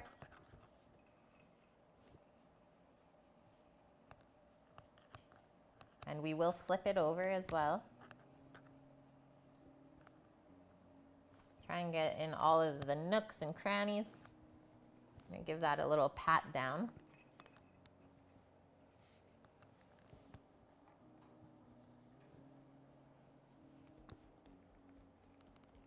Sure it's stuck onto there, and then I'll flip it over.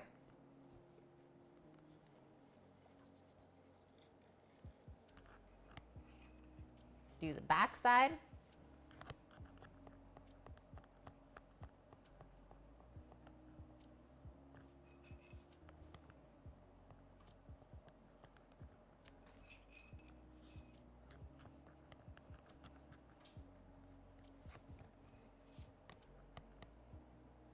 Beautiful. I would say I probably used like a tablespoon and a half of salt on this whole chicken.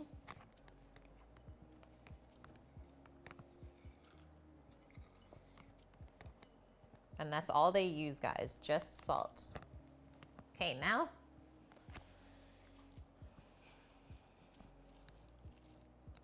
into the Dutch oven. And I don't know if we'll fit the lid on this. We will see.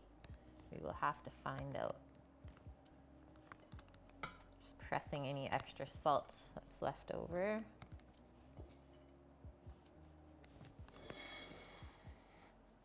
Beautiful looking. So many nice colors.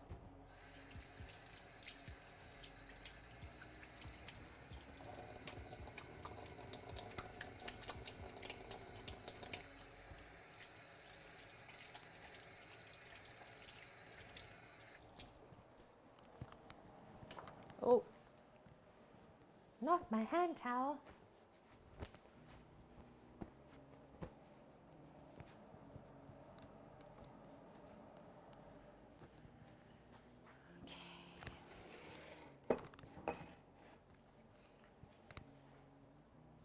I'm deciding on whether we should cover this or not. I'm undecided because I do want really crispy chicken skin.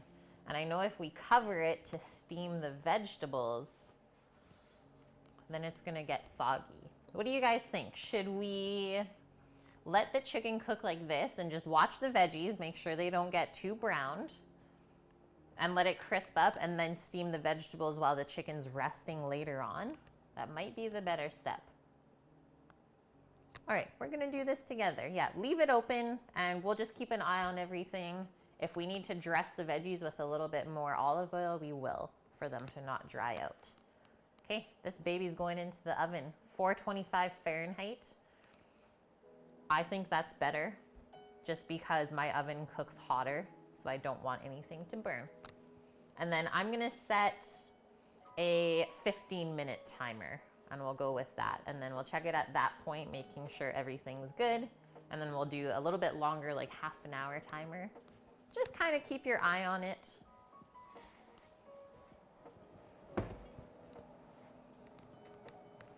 Maybe I should take a photo before it goes in, a little before and after.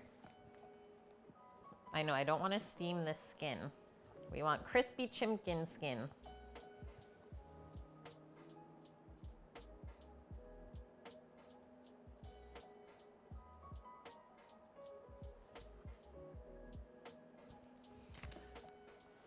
Chicken sashimi for Instagram.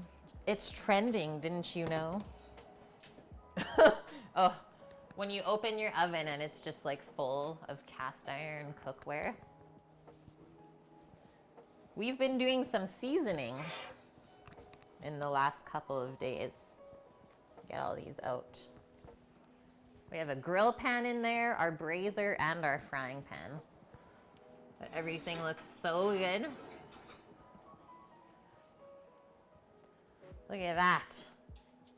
That sheen. Oh, nothing's sticking to that, baby.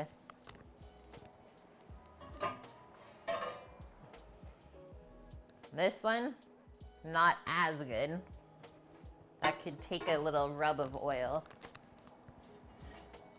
And then this guy, the ultimate egg pan. All right, now the chicken is going in. So 15-minute timer.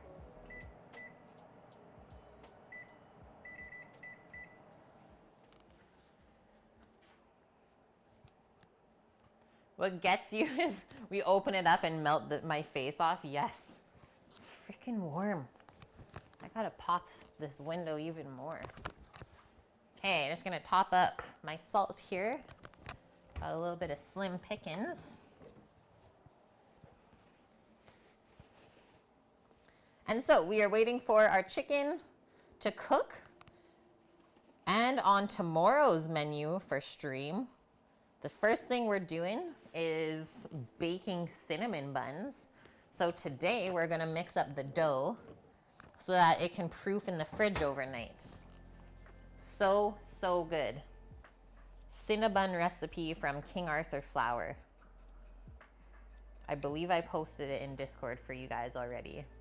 And then to switch it up a little bit, because I don't have any cream cheese right now, we're gonna do a chai kind of butter frosting.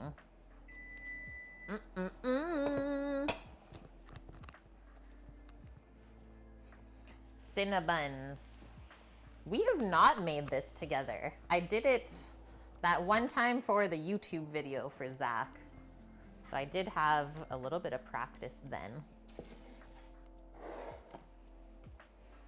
Okay, dealing with our mushrooms.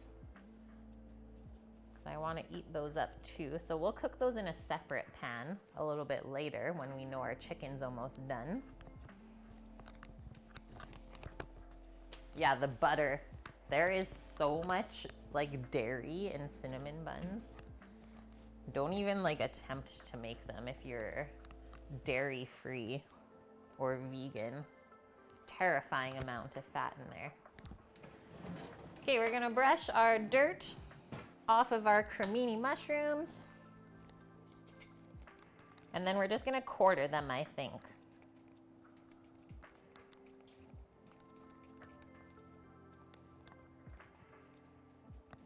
This is our little Japanese brush that we got in Chinatown.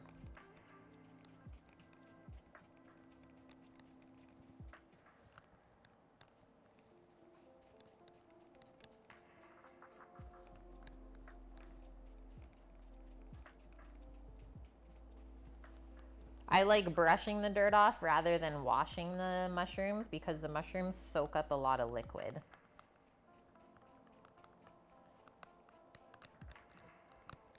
And then it makes it harder later on when we go to cook this if we want to get some caramelization on the mushrooms. If they're soggy, they're not going to caramelize the same.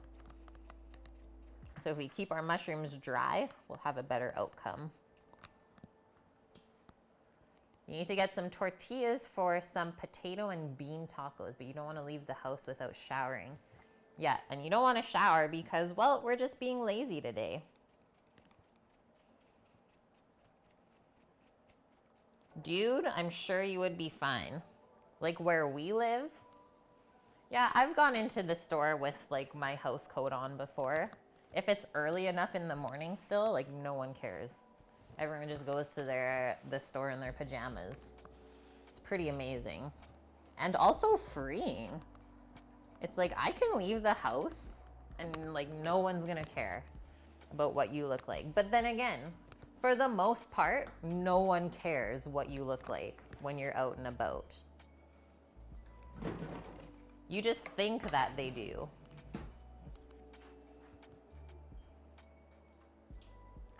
These mushies do look really great. They're like a week old already. Okay, so we'll quarter those up just like that. I love to leave the stem on the cremini.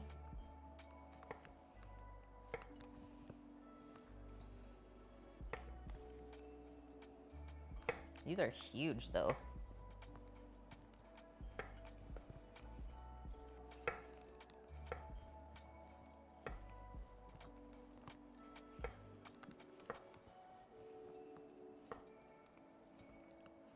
And I will say mushrooms shrink in size when we cook them. So always buy a little bit more than you think you'll need. That can be a simple mistake that you make.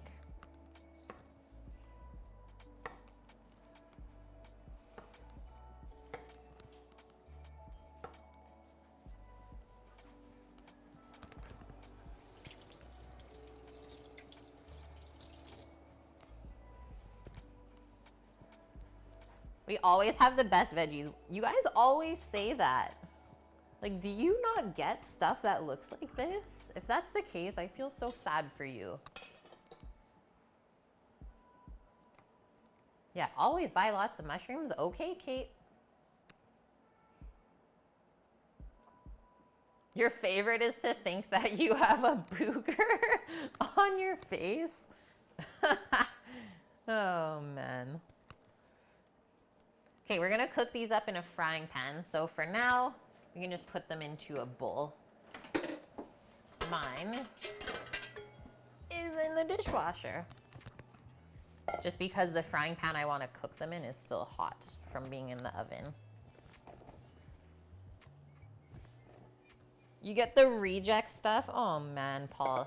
See, I guess that's why you have to come out to the island. We actually do have really great produce out here, I will say that. It is almost, you can get everything like grown year round because on the mainland they have huge greenhouses. So like tomatoes and cucumbers, they grow all year.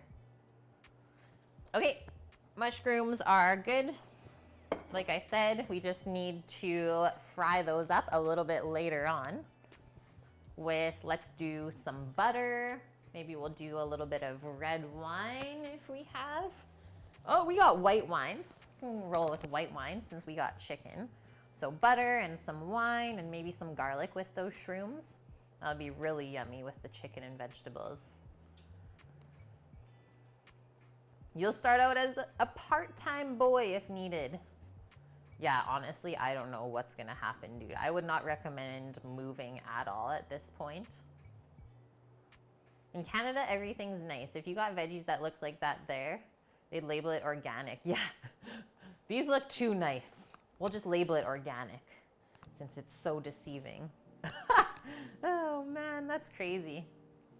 Okay, I'm gonna take a quick bathroom break, guys. It's time. I'll be back in like 30 seconds. Hold down the fort.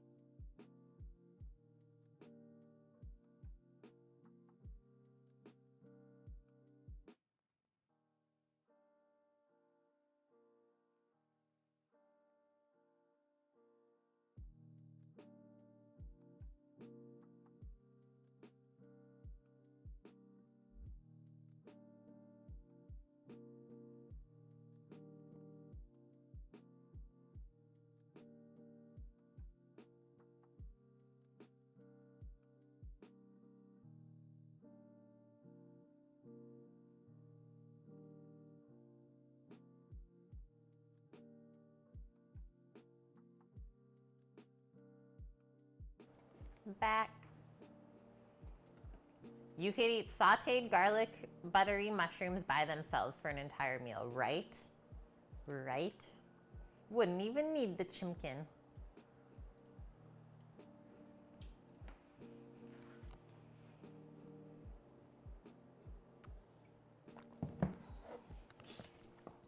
I have to say, guys, that one pan meal for the chicken, there's not gonna be a lot of cleanup from that. That's the greatest. No one wants to take time and do dishes. Own sauce. Thank you for the follow. Carrot potato, you just made a garlic sauce. Yum. Like a creamy garlic sauce. Hi Peaches, how are you? One of our very new mods, appointed yesterday. How's your day going, Own Sauce? Want the recipe? Sure. Post it up in the Discord. Do it up.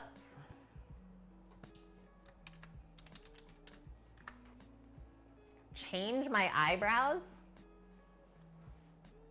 I don't think that's possible unless I shave them off. And then I don't want to like draw them on. So probably not gonna happen.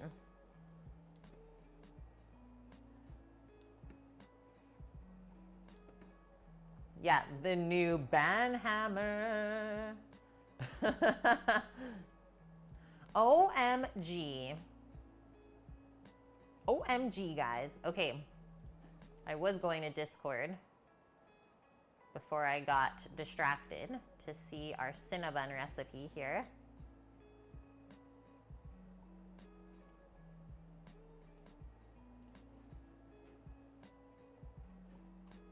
Here it is, my wonderful people. Yeah, why do streamers have eyebrows? That's nuts.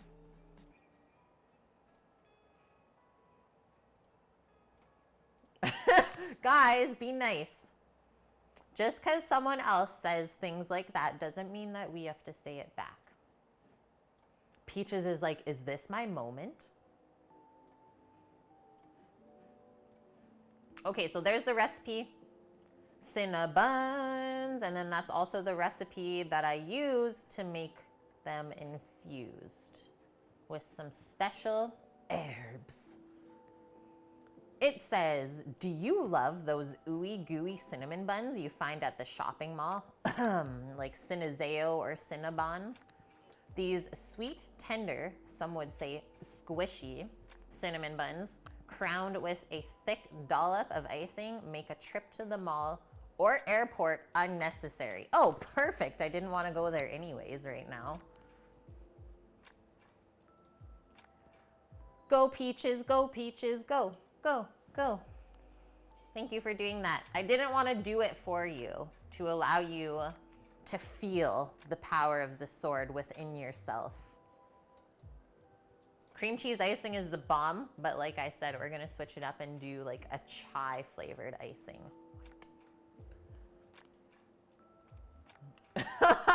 It's my favorite, Dust. The trolls, it's so fun. Yeah, I love cinnamon buns at airports. We will not go to the airport for cinnamon buns right now, Nike. Like imagine that one day. You're like going to the airport just to have a cinnamon bun. Someone's like, where are you going? Oh, I'm just going to the airport. I just had a hankering for cinnamon buns.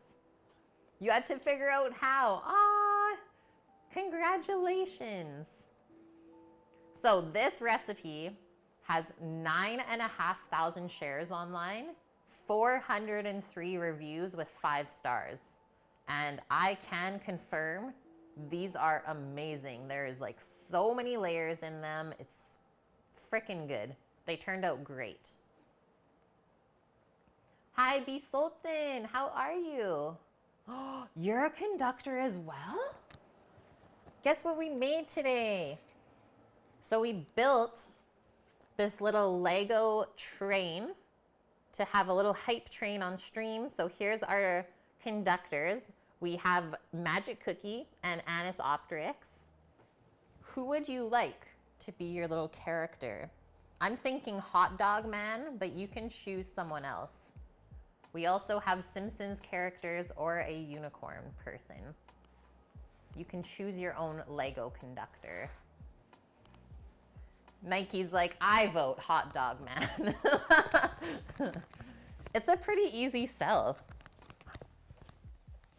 Like, can you really say no to that? Oh, and I also have Captain Hook and Peter Pan. Because Sammy knows I like Peter Pan. Okay, you'll go on the Steam stack. There you are, Sultan. Thanks to all our conductors for all of our lovely hype trains. Yeah, Captain Hook, Peter Pan. My favorite Disney movie ever. If you guys want to share yours in chat, feel free.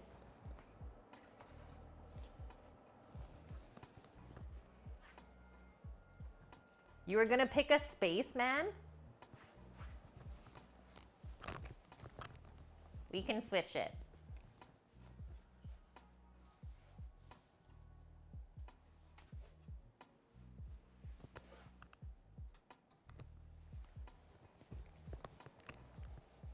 That's a one of a kind pick.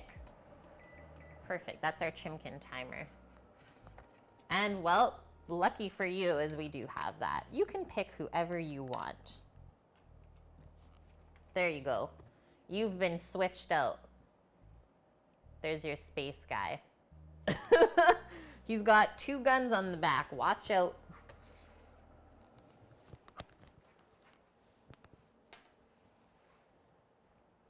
Woohoo! You're welcome. Love you. There's a new movie out called Wendy. Apparently it's a reimagining of Peter Pan. Ariel is your favorite. Aw, Erlyn. That's a good one too. Okay, that was our chimkin timer. So that was 15 minutes. I'm just gonna take a little peek. We wanted to check it in the first 15 minutes because we're cooking it uncovered with the vegetables in there. And we just wanted to be sure that our vegetables weren't drying out too much. Holy, the skin's already crisping up.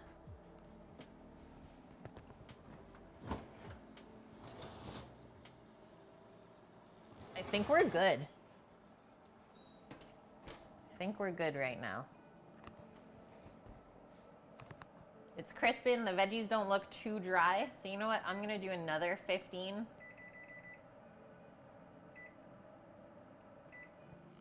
And check it again. And that should be around our halfway mark.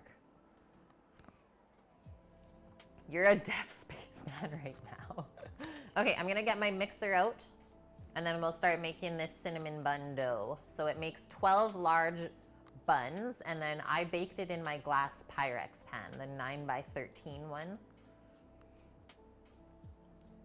And we'll need for the dough, milk, eggs, butter, flour, salt, sugar, and yeast. So the milk and the butter in the dough is what makes it really nice and soft and squishy and delicious. Yeah, nice buns.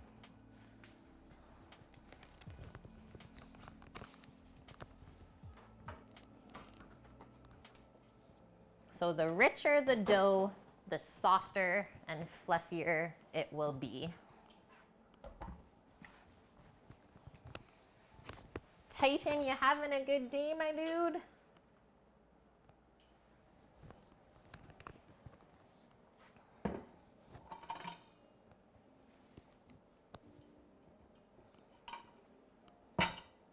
Gotta set up the mixer with the dough hook.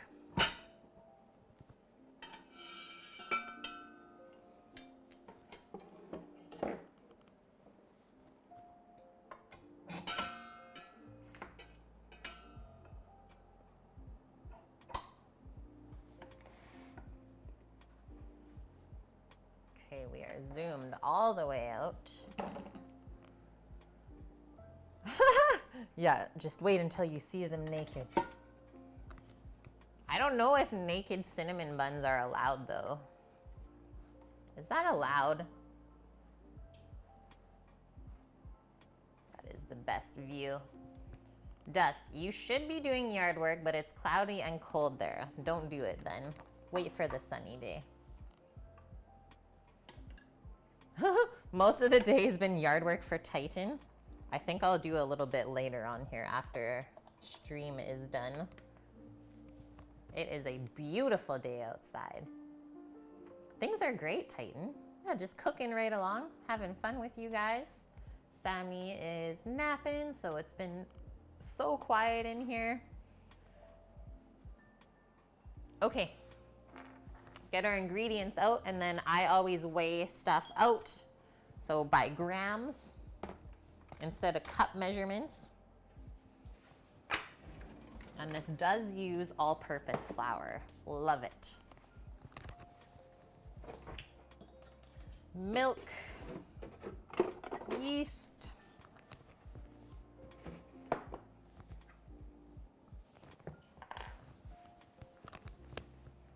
butter,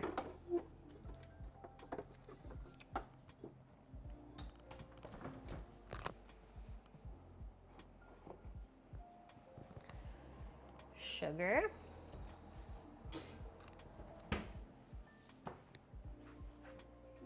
Yard work is not essential. Stay inside and isolate from the virus. Yeah, problem solved. Titan, if someone gave you a naked cinnamon bun, which I assume is without icing, I'd be pissed and they could never be your friend, right? Although, honestly, this recipe is so good that you don't really need icing. Although, you do need icing. Like, come on now. Don't talk silly here. Okay, we got all the things except eggs and salt. Hey, thank you for the follow as well as the host. Pizithian?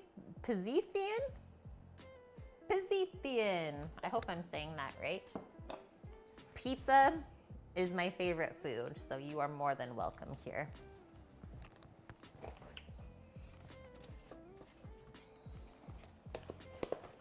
Two eggs. Did someone want a naked cinnamon bun? Yeah. Nike's gonna be waiting. Too good, dude. Too good. What is it called in English when the oil in an emulsification comes out? It's split. It splits. That's what it's called. Okay, as with any basic dough, steps for mixing. So we need our liquid, which is milk today instead of water in our dough. So we want lukewarm milk. If you want to be very exact, you're looking for around 95 degrees Fahrenheit for the temperature.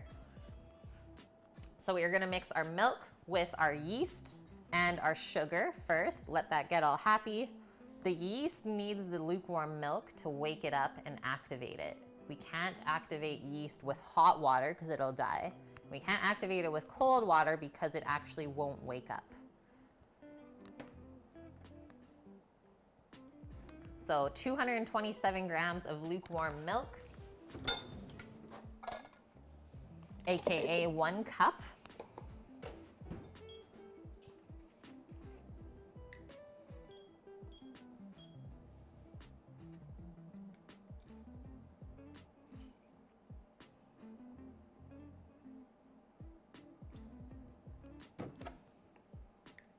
$243, that's way over.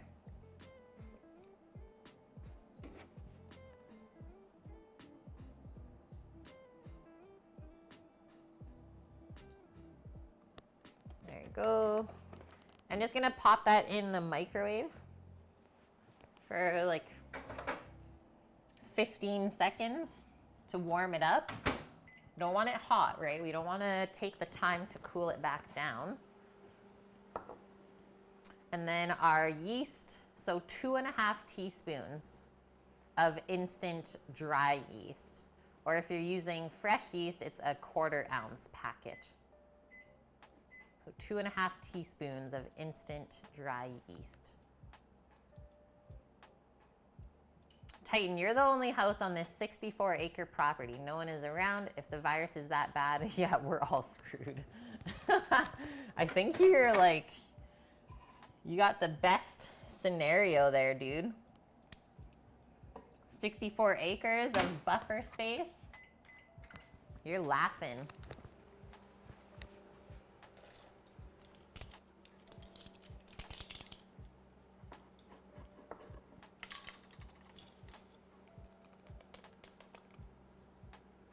One,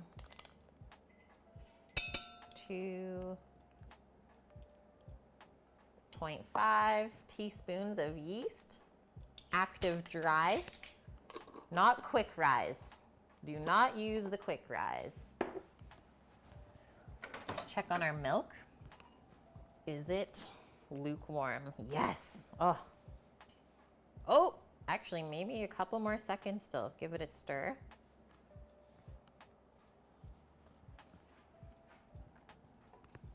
I'm gonna do another 15 seconds. Holy, you actually scared me. I didn't expect any movement. The bear is awake.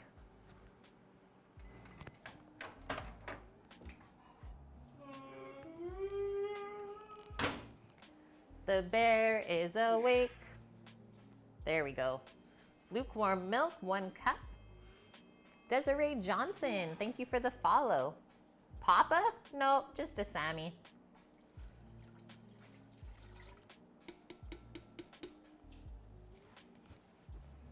That. Now, our sugar.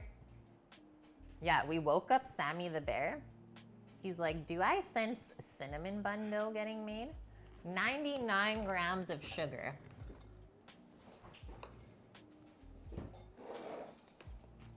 We have about half an hour on the chimkin for lunch.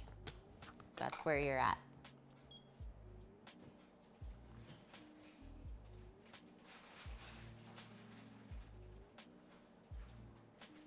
So yes, quite a bit of sugar in this dough, guys.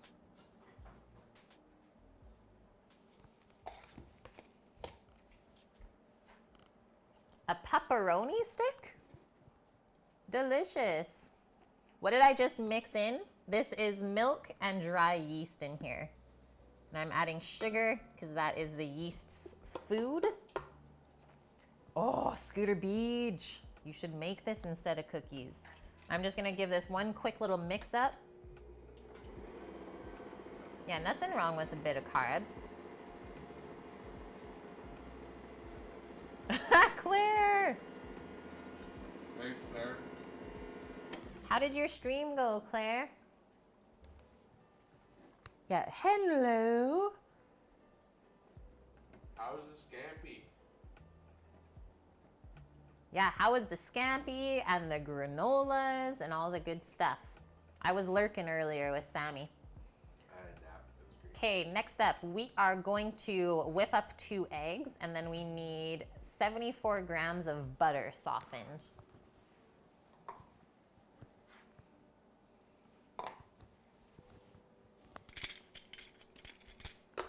Measure our butter in there.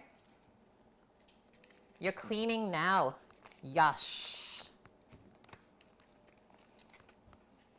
That's the only downside, right? Cleaning after the stream.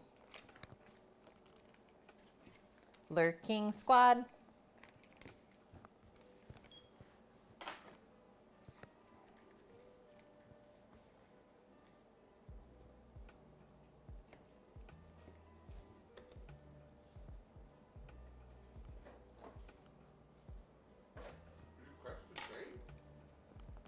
Yep, we already got all our conductors up there. That's awesome. We actually have 3 conductors. B. Sultan is the other one, so he chose Spaceman. That's a sweet lotion. Chef Mike, to soften our butter, not melt, just soften. Yeah, having good food makes up for all the cleaning you gotta do, right? Right. That's how I look at it too.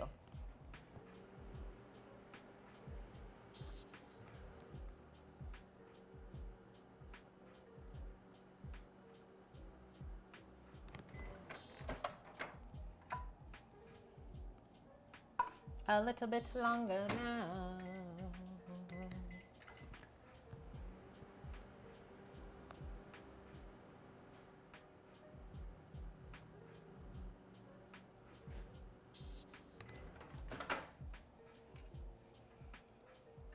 The thing is, I can't see into there, right? So I have to guess if it's ready or not. Okay, cracking our eggs. And then we just need to measure out our flour. So this is like almost a brioche dough of sorts, I would say.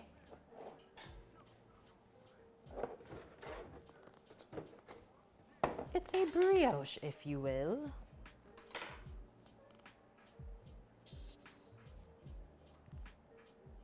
You'll send Claire to check on your honeybees, you know, to see if they're mean or not. Hi, Greek, how are you? Bees are nice to you, because you're a queen. It wasn't bad. That was good. Yes, you are a queen. Tell them what's up, Claire. What's the difference between this and cinnamon rolls? Nothing really, Scooter. It's basically a brioche dough.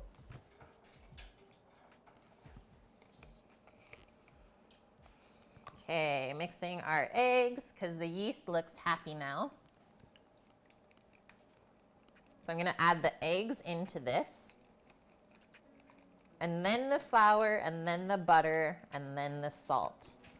I know for the most part, these recipes say to add everything at once, but I find that we get a better result if we do not add everything at once. You're doing great, Greek. That is good to hear. You were just curious, Scooter?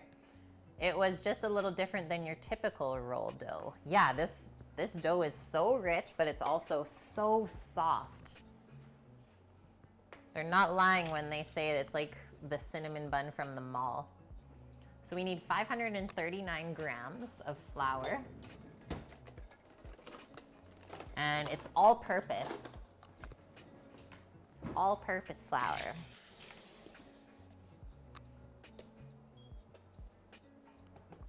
Or 4.5 cups.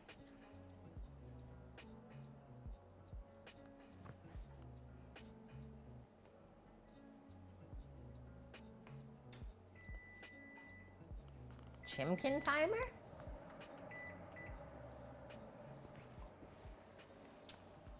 Holy! That actually looks unreal in there. Let me get this flour going still, and then we'll check the chicken because I want you guys to be able to see it. So 539 grams of flour.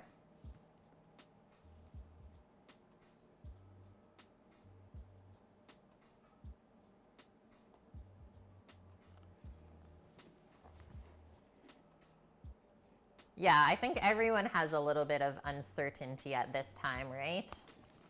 But I think the main part is if we stick together. Gotta take care of each other.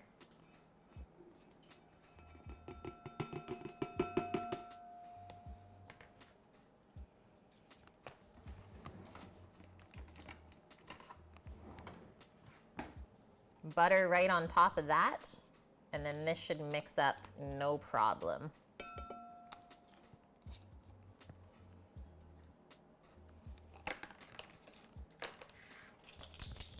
And then just our salt left. So let's get that going. And then we need 1 3/4 teaspoon of salt, which was right in front of my face.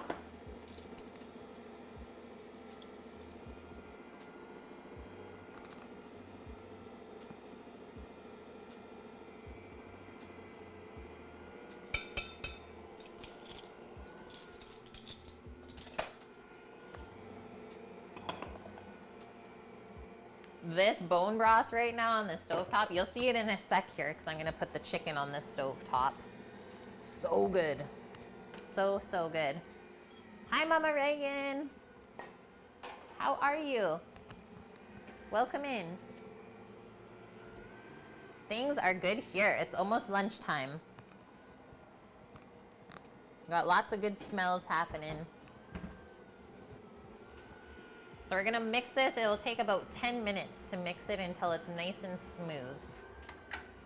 And that way we know we've developed enough gluten to hold the cinnamon buns together.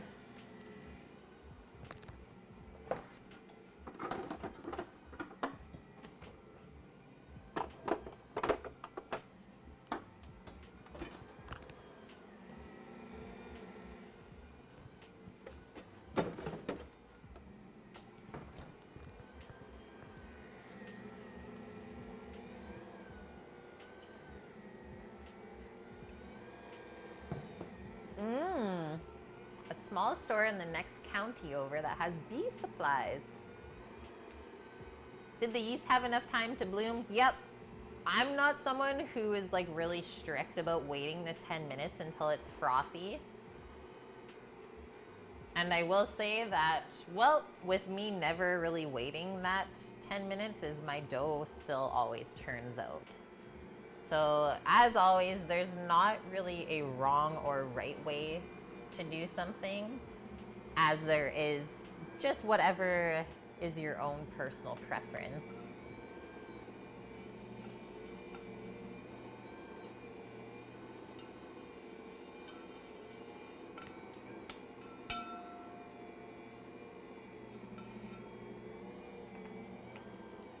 Okay, I'm gonna pull out that chicken and we'll do our stovetop view.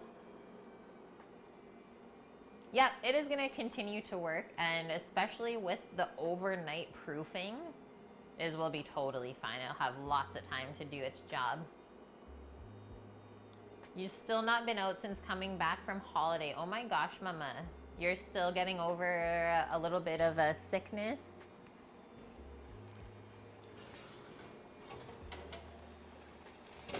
Okay, honestly, I've like never seen chicken skin like this before. This is nutso. I'm gonna turn this up just a touch now.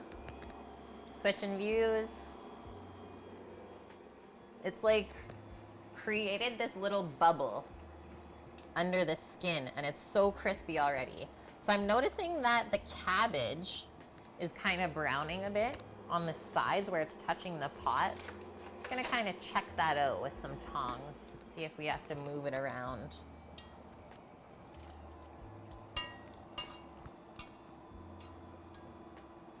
But charred cabbage is also like a really nice flavor, so it's not a bad thing. There is, what do we got in the bottom here for juices? Okay, yeah, we got juices on the bottom, which is important. I was just wanting to make sure that it wasn't going to stick or burn on the bottom. So as long as the juices are dripping down, we're great. So that's our half an hour mark. I'm gonna do another 15 minutes and then I think we'll go for the temp check.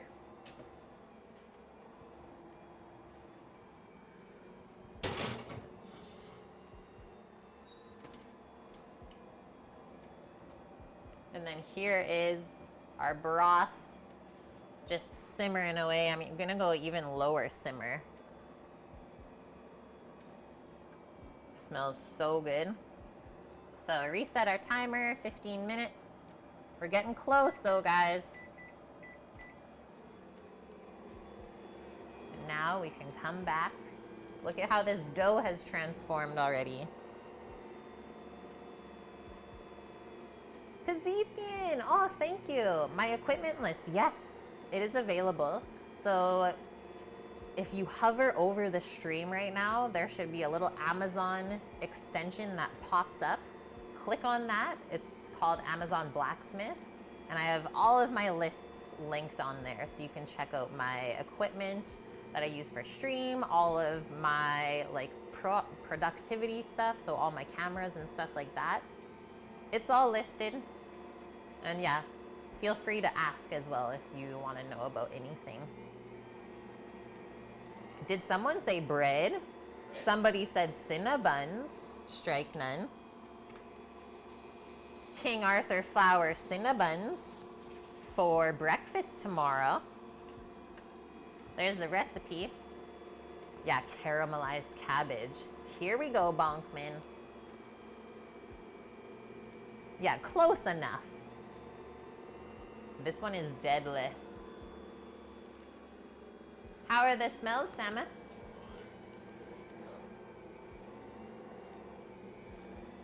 Sam said that the smells in the kitchen are what woke him up from his nap. We've done well, guys. We've done good.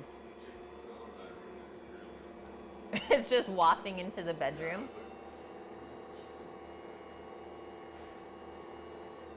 Gotta slow it down. She is thick.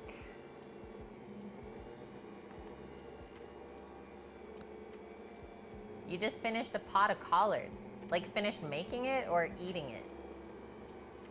You are making runzas? What the heck is that?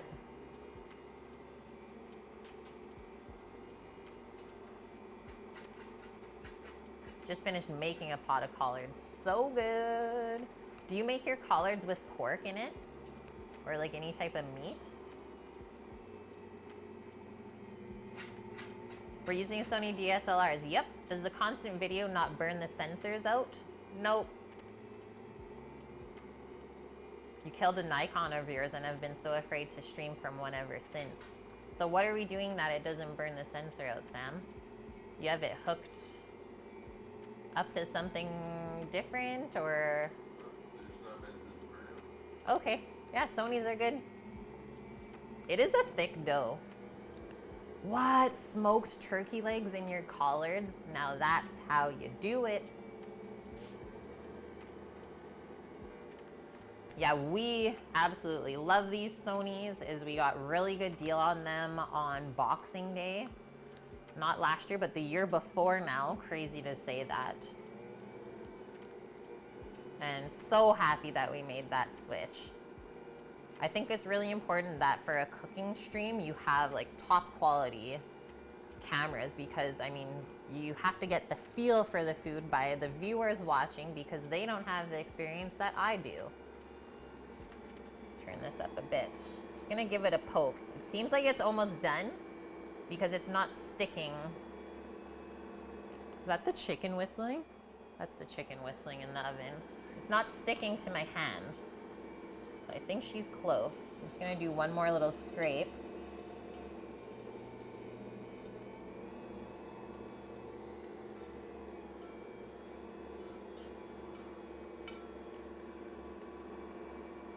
Hi, cooking girl. How are you doing? You followed Reed Drummond's cinnamon rolls. I did eye up that recipe too, and it was super good. Okay, I will note that, because cinnamon buns are like one of my top baked goods. That's something I usually get from a bakery, is a cinnamon bun. Aw, thank you, Carrot Potato, for typing it all out in English. I'll check it out afterwards, okay? Guys, Carrot Potato just shared their garlic sauce recipe in our Discord channel. The coffee and the icing? What? I was gonna do like a chai icing, but even coffee icing sounds great.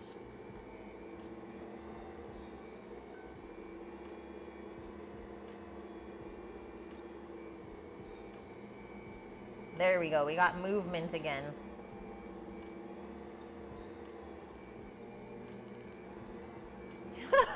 Torino, yeah, this mixer is still alien to me.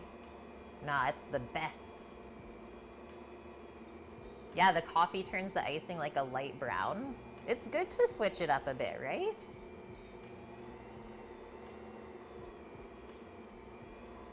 Ah, Scooter, you use that one as well.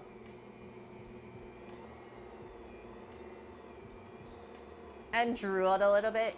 So, the one thing when buying cooking equipment is, being a chef, we've learned that you really do get what you pay for. So yeah, I mean, starting out is you usually buy like the cheaper stuff because that's what you can afford. But we learned along the way that saving up for, yes, the more expensive stuff it's just going to pay for itself down the road. Is more expensive things have better warranties and better customer service, stuff like that. And for the most part, like, a lot of our equipment has been bought by our viewers, which is amazing. So we love to reinvest the bits and all the donations that we get from stream to just keep making everything better. Saw a recipe on TV for cinnamon roll French toast. Roll it up, bake it in a baguette pan without cutting it, and then slice it. What? I am in Strike None. Don't even tempt me right now. I have the baguette pan. This is almost there, guys. This is almost smooth enough. Yeah, deadly. That's just about as decadent as the banana bread French toast, which we never had to end up making because the banana bread disappeared so fast. You have a Kenwood KitchenAid. What? That's cool. Yeah, I'm tempted now. I suppose I'll have to make it. Not this time. Maybe next weekend, though. Okay, I'm gonna stop this.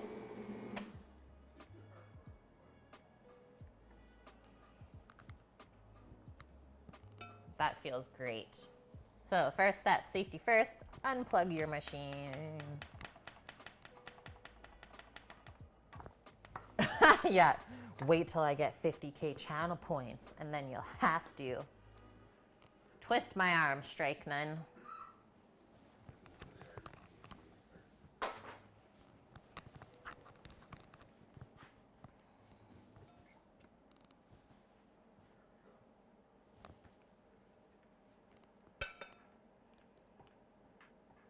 Palsh was gonna grab some bananas, but they were as green as your green screen. So you went with some other stuff. Oh man. You're at 23.5K again? Well done, dude. Well done.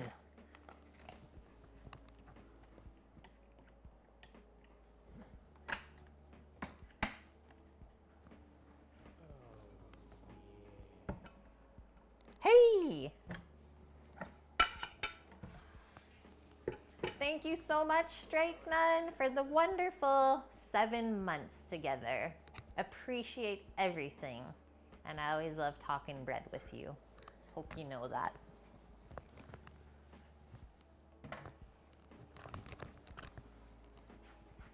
And yeah, please tempt me and challenge me with bread things. Because if I'm self-quarantining coming up, there's gonna be lots of baking happening at home here. Like, look at the stretch of this dough. That's what we're looking for here. Except now we gotta get it off of the dough hook and make it into one nice ball.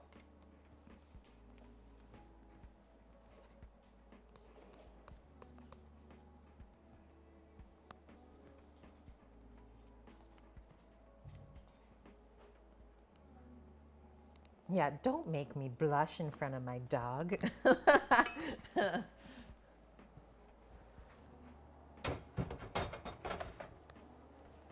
I can't believe how empty my sink is right now, you guys. Like, we've been going for almost 3 hours and there's not much in the sink. Woohoo! Yeah, Sammy's like, yay, no dishes.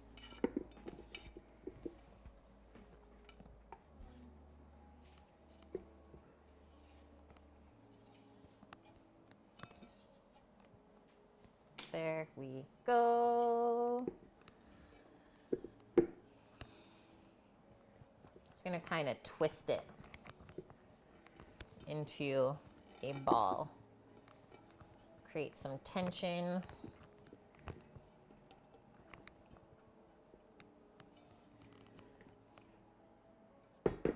Done and done. So now I always like to cover it with plastic film so that I can see through, because we don't want any air to get in or out. We don't want that dough to dry out as it's proofing in the fridge. So keep it sealed nice and tight. I learned that the hard way one time, because I didn't completely seal it when I went to proof it in the fridge, and the next day the entire top surface was all cracked and dry. So yeah, sometimes we have to learn the hard way. Sam can still wash dishes in the shower. I don't know if we can say that anymore even, Palsh. That's banned. Banned words.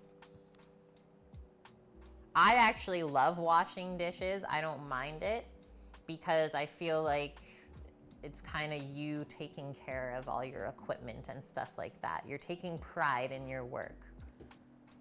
Oh, this is gonna be huge. Annie, how are you? Welcome in, one of my conductors. I'm happy to say that we successfully built our Lego hype train for stream, so you're up there. We have 3 conductors. Let me know if you don't want to be Chicken Man, because that's where I put you, Annie. So this little train set's been around since 1980.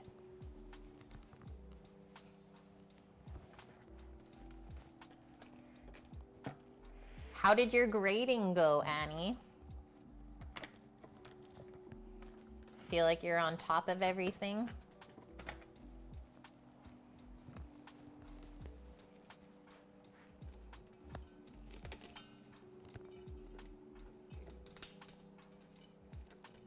You've just resigned yourself to the fact that dishes will get washed. Yeah, eventually.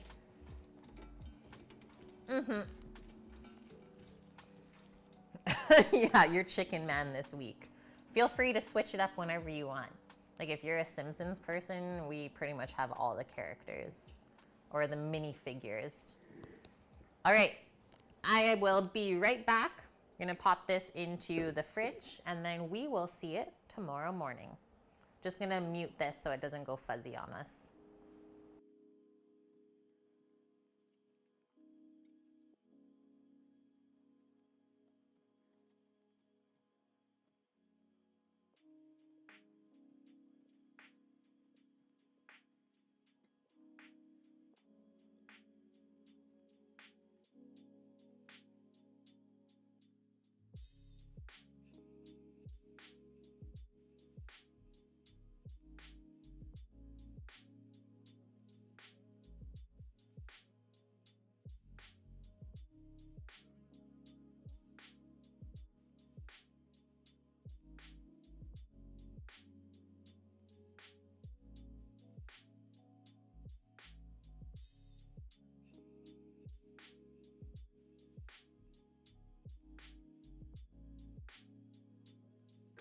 We have a doggo.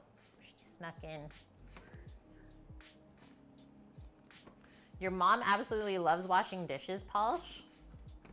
You asked her why. She said she likes seeing a clean kitchen. You asked if she liked the clean kitchen or the act of washing dishes to make the kitchen clean. She said, I don't care. I just like a clean kitchen. She doesn't even care. Epic. The one thing you hate washing is sheet pans. Miserable. I know. Just the sound of them like hitting the sink. So much loud noises. Annie, you got to split up your PDF with scanned homework into individual PDFs to send to students. I would say you probably should be getting paid more for that, but I can't.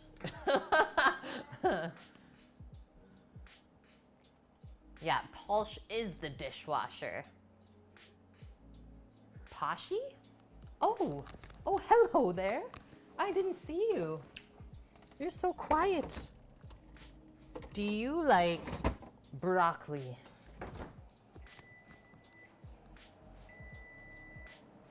Get it. That's our chimkin timer, though.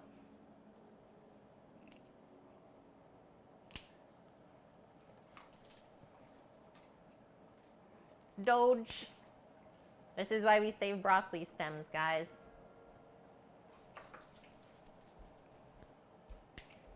Very important. Snack break. Yeah, that's a really crunchy one, hey? Okay, gotta set up your little carpet. Off, get off.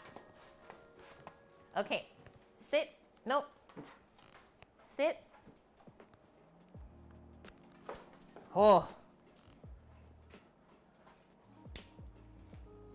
Back it up. Nice. Sit. That's enough for now. Good girl. Good girl. Okay, we gotta check the chimkin. Watch out. Oh, do you guys hear this sound?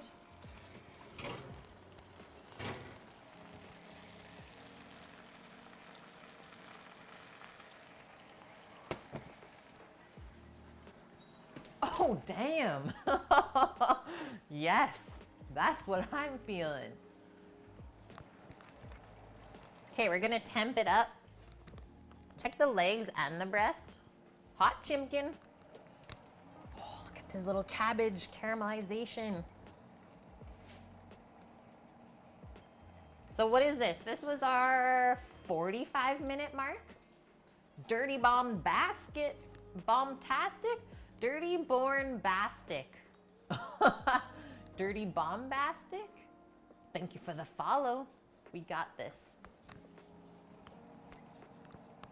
Okay, so for the leg, we always want to go right through this crevice here and then down by the thigh bone. So that's at 140 Fahrenheit, which means it's actually close to being done. And then our breast, we want to go in the thickest spot, also kind of by the rib cage, because that's where it's going to take the longest to cook, is the center. It's cooking really evenly. This is at 140 as well. I'm going to check by the wing down here. So our winger is at 130. So that's the lowest part, is just down there. So I'm gonna do another 10 minutes, and then we get to rest the chicken and finish off the veggies and cook up some mushrooms. Yeah, almost got it. Dirty bombastic. Okay, so About 160 Fahrenheit for chicken.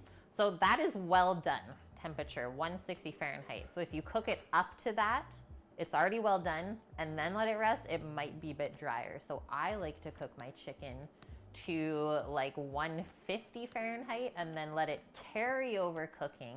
So it's gonna keep cooking once you take it out of the oven for about 10 more degrees.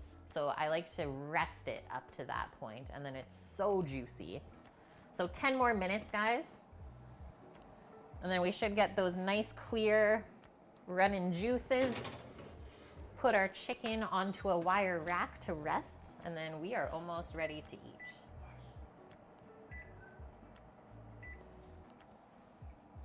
Now we can start thinking about how we want to plate this, what our setup is going to be. For something like this, I think it's really nice to present it on like a platter, kind of family style, with everything around it. Then people can take like a chicken breast or a chicken leg or a wing, whatever they're feeling.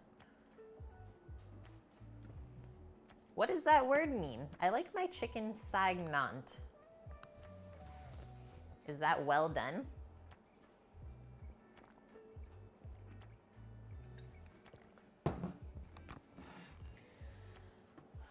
Like, what am I feeling? Are we feeling like this wood tray, our little one pan roasted chicken dinner on there? I think it would look nice. Yeah, a good hunk of bread. Well, I'm hoping that the potatoes will soak up all that good stuff. It's the French word for medium rare. Saignant. I don't think we should do our chicken medium rare today. Paul, you were being hit on while grabbing your tortillas and some other stuff. Dang, infectious diseases. Do people not understand social isolation or social distancing? Should have taken it though. She definitely didn't. Were you talking to each other from like 6 meters away? Messiah! Aw, thank you. Because we had someone come in stream earlier saying that I had to change my eyebrows. And I said that couldn't happen unless I shaved them off. Yeah, can't keep the hands off Pulse. Watch out, Pulse. Okay, for our resting our chicken, because we are also going to take it apart, I'm going to prep a cutting board. It has a little rim around the edge to catch the juices. And then a little metal wrap. I like to prop my meat up when I'm resting it, so it doesn't sit right flat on something, and that way it won't like keep cooking and kind of steaming on itself. So that's how I'm gonna rest the chicken for minimum 15 minutes while we finish up the veggies. And then over here, we got our frying pan for our garlic butter mushrooms. So we need to grab out some butter and some garlic, and then we're gonna use some red wine to deglaze.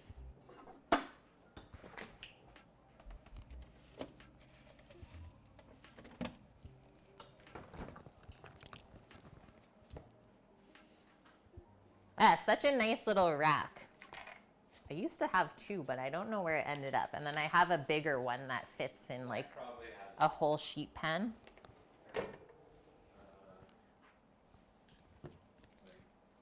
When eating your peanut M&Ms, always save blue for last. Why is that?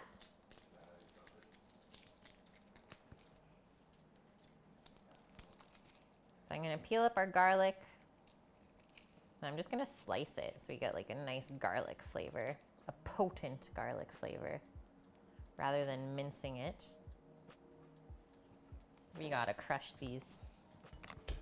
Make it easier to peel. Kate smash.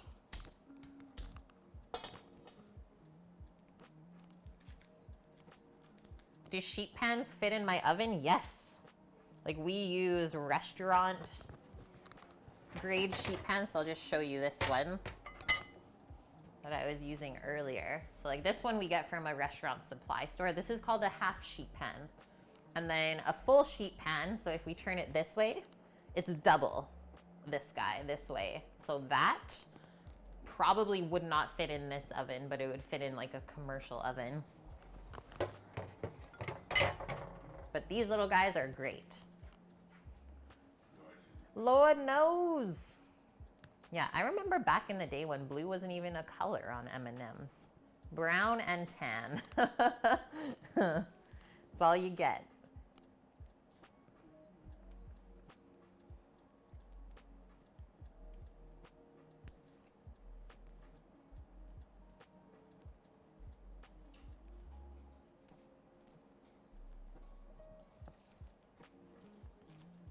You really wanted to do the same, but you don't think half-size ones would go in your oven. Oh, I think I saw your oven when you were streaming the other day, and I don't think it would fit in. Do you want me to measure it? I can do that for you, Sultan. I believe we have a measuring tape in here.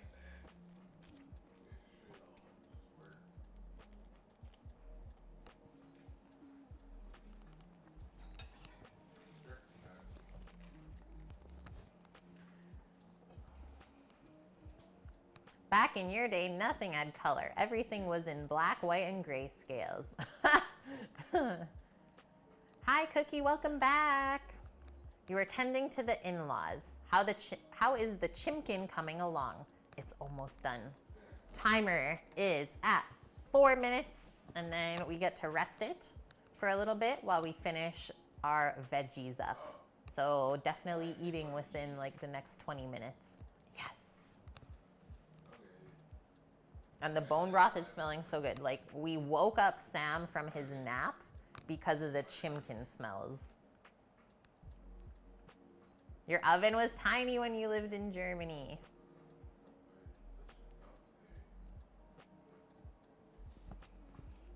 Yeah, European kitchens are not quite the same as ours, hey? Okay, I'm just gonna slice up our garlic for our mushrooms. Garlic butter mushrooms to go along with our roasted chicken dinner.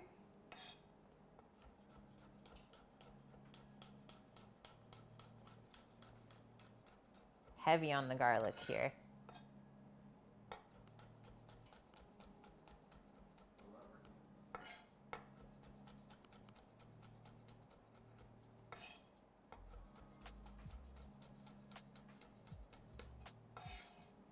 Beautiful. Now we'll get a nice slice of butter to get in our pan.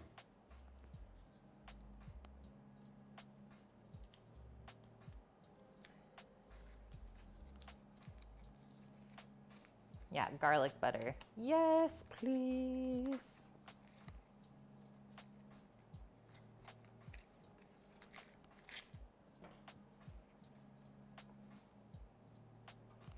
No skimping on the butter.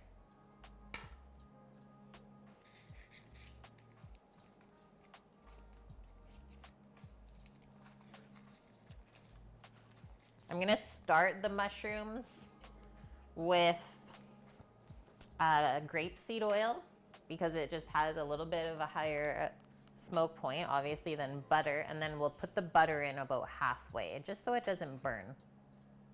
Yeah, all of the garlic, all of the butter.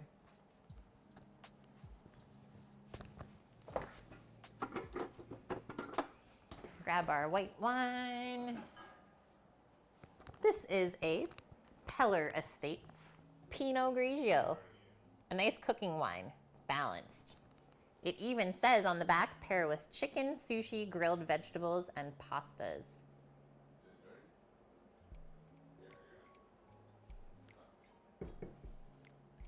Went to this store yesterday. All the salted butter was gone. Yep, that would be the first to go because that's what a lot of people in North America were like raised on. But I totally dislike salted butter. It's a chef thing. Salted butter is never purchased in restaurants because you can't control your seasoning when the butter has salt in it. Yeah, pair with chimkin. Okay. But I will say that salted butter is delicious with bread. Let's switch up our view here. Pretty much ready to go. Gonna get our oil in the pan. Is it outside? The grapeseed oil.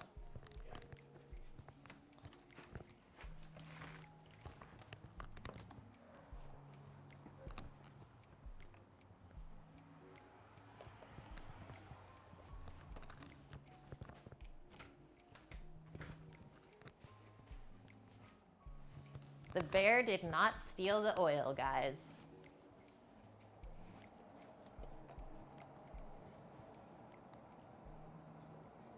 And mushrooms like to soak up a lot of fat, so go heavy.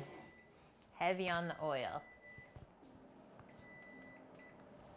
All right. I think it's chicken resting time.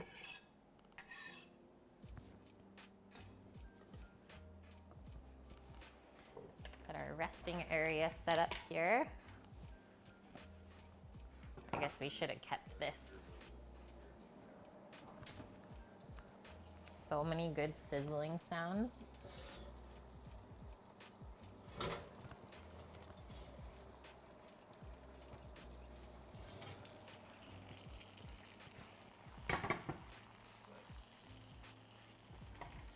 Move it over.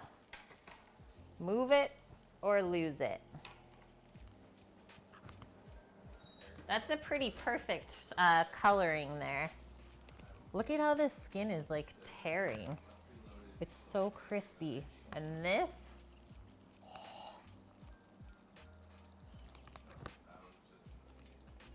so much happiness. Where's our tongs at? I'm gonna try and do it this way because I don't want to wreck the skin.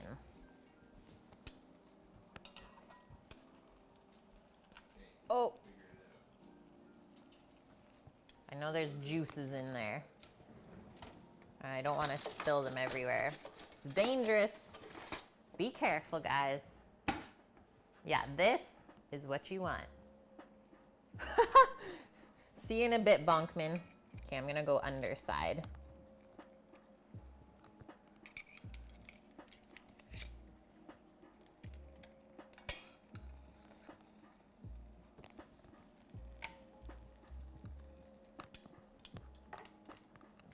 Those veggies though. Definitely like caramelized cabbage. Potatoes are nicely cooked here. Oh man. Okay, I'm gonna switch from tongs for that because I don't want to wreck the veggies. Just give it a little stir in there to get everything coated with all the juices.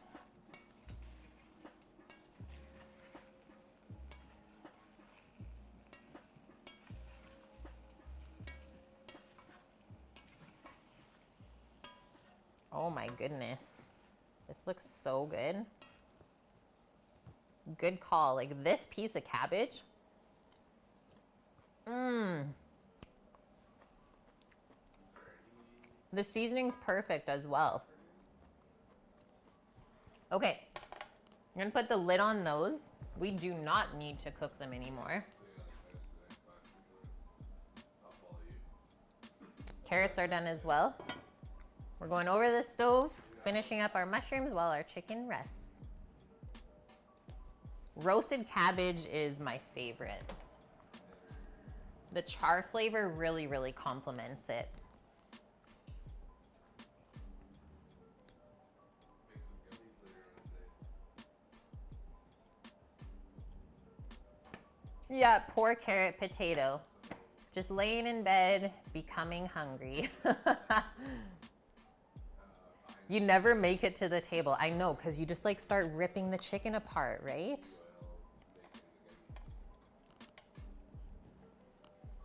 It's like, well, I guess that's it for the meal. Okay, our mushroom pan's on medium-high heat.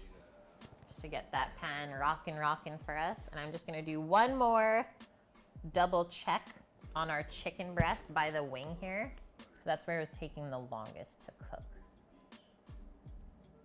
Perfect. 149. And when I pull the thermometer out, the juices run clear. Beauty.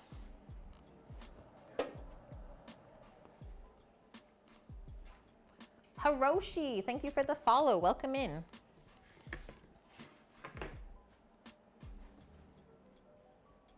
You have to fight the urge just to pick the meat right off the bone. I know. We're gonna be good though.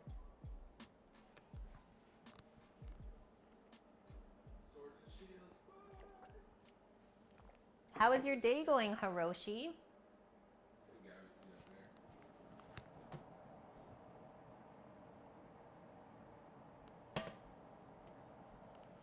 So we'll start cooking our mushrooms first, and then we'll add our garlic a little bit after that because the garlic will burn pretty quick at a high heat.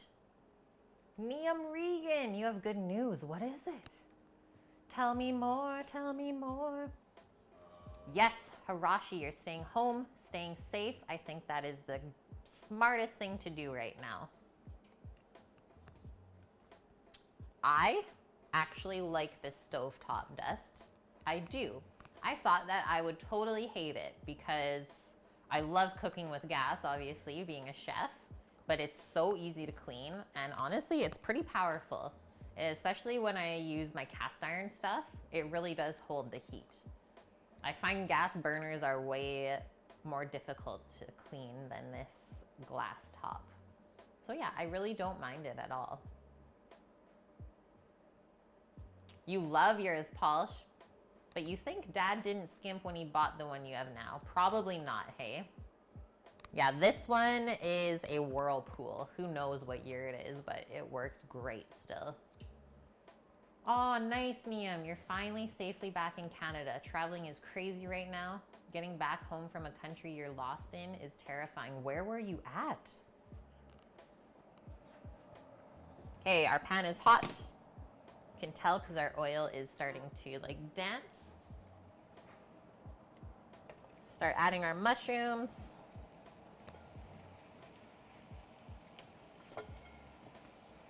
And, well, I suppose we can turn our oven off now. We are done roasting.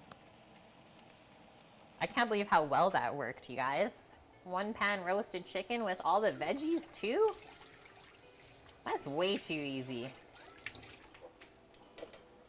And the chicken has crispy skin? Okay, let's add some salt to our shrooms right off the bat. That'll also help draw out a bit of moisture from them too.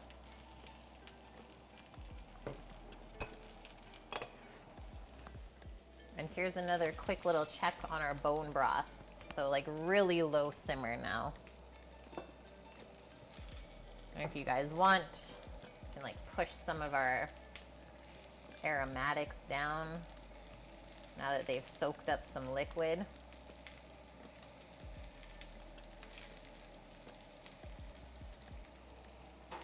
So good.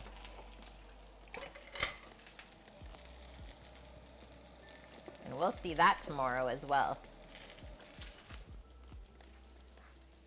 You were in Japan. Oh man. Well, we have a couple of food and drink streamers that are over there right now. I'm worried about Graham and Amanda trying to get home. You have a recipe for bigos, a Polish dish which calls for potato, cabbage, sauerkraut, onion, kielbasa, pork, tomato, garlic, and tomato sauce. It tastes even better when reheated. Serious comfort food. That sounds delicious, Annie. Do you just like bake everything together?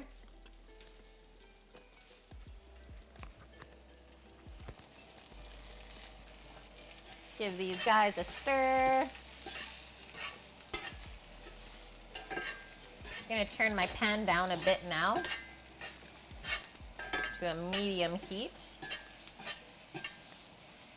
Getting some nice browning on our mushrooms, which is what we want. Got some liquid starting to come out as well.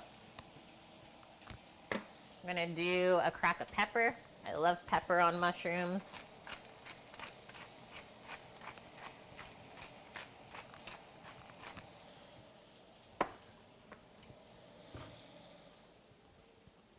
Getting ready to add our garlic.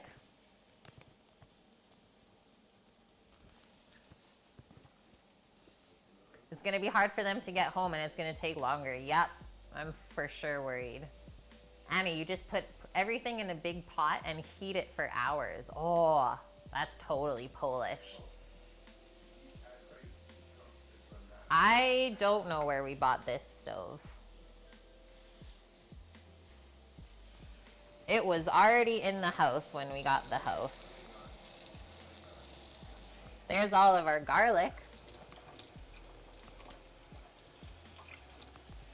Garlic has been added to our shrooms.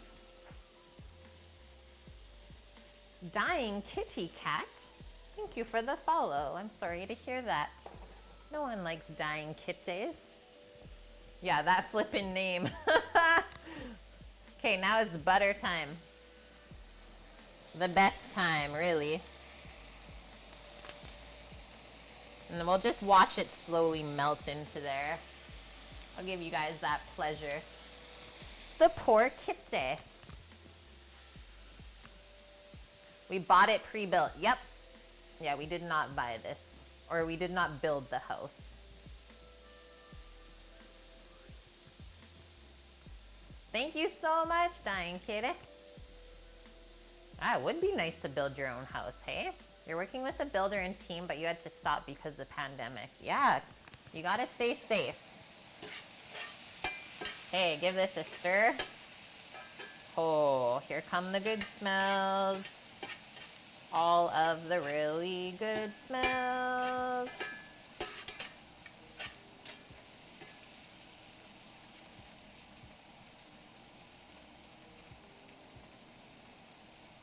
This is exactly what our chicken dish needed.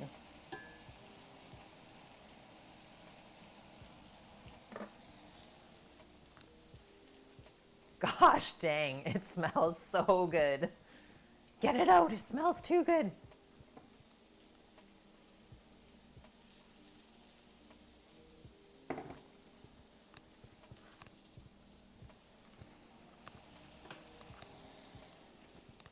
Should we leave the mushrooms separate or should we just pour the mushrooms into the rest of the veggies in the pot?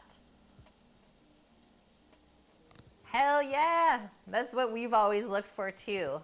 Is like, the kitchen is the most important thing in the house to us as well. It's where all of the money goes. Let this garlic caramelize a bit with the butter.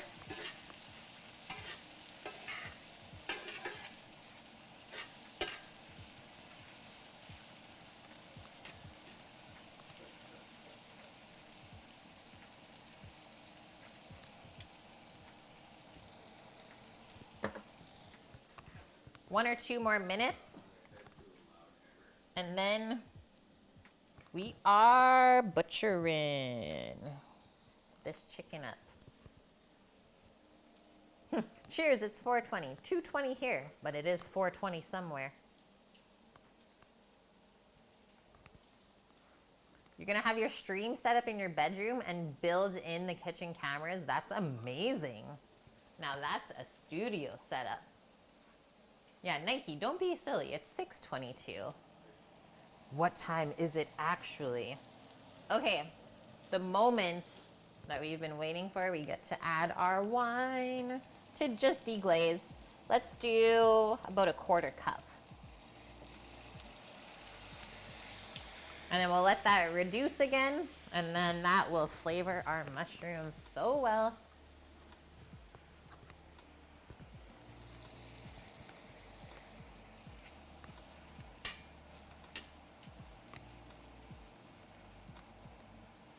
See how it went like kind of creamy? That is what we're looking for.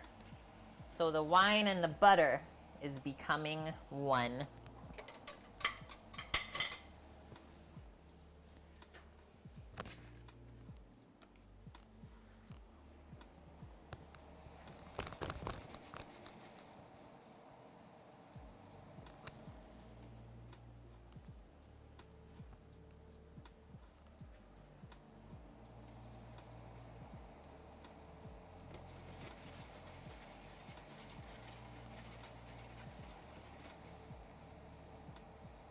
Okay, I'm gonna shut that off and just take it off the heat.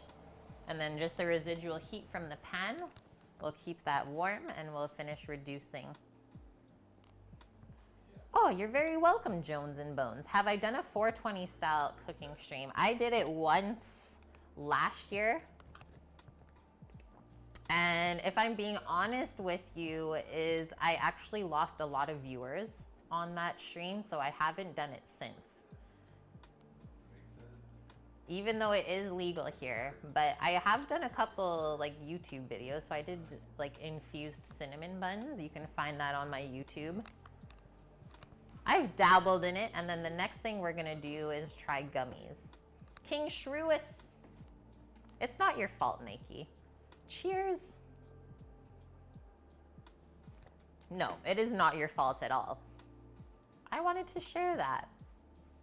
It's fun. Okay, so there is a little bit of pink under here, but I'm thinking that's just from like the back side, because on the other side of the board is everything is clear.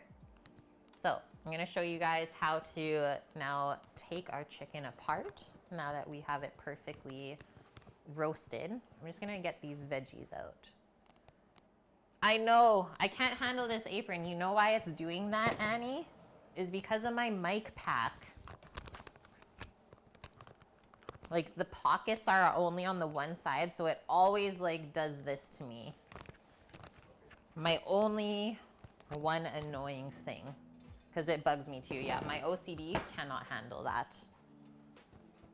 Cannot do it. Yeah, Nike, thank you for balancing the universe. Okay, I'm gonna get a boning knife for this.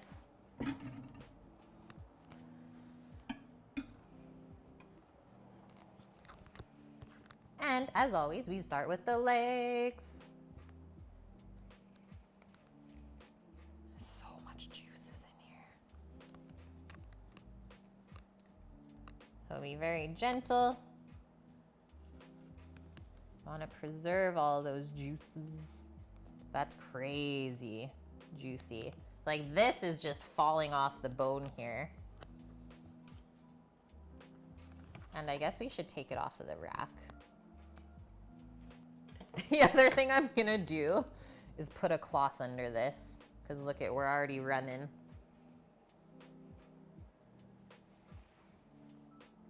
Ah!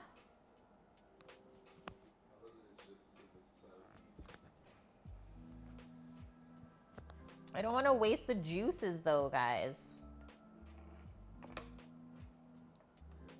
But like, how else are we gonna stop them?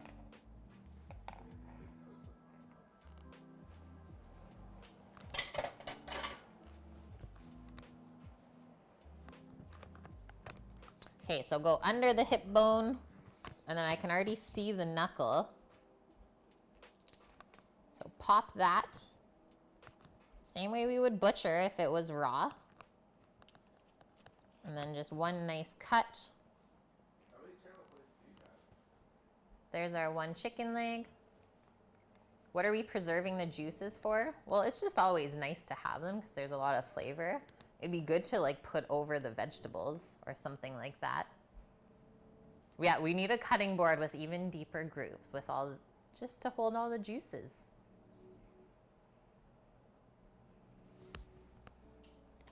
There's no chicken to be found in the stores there, Bonkman.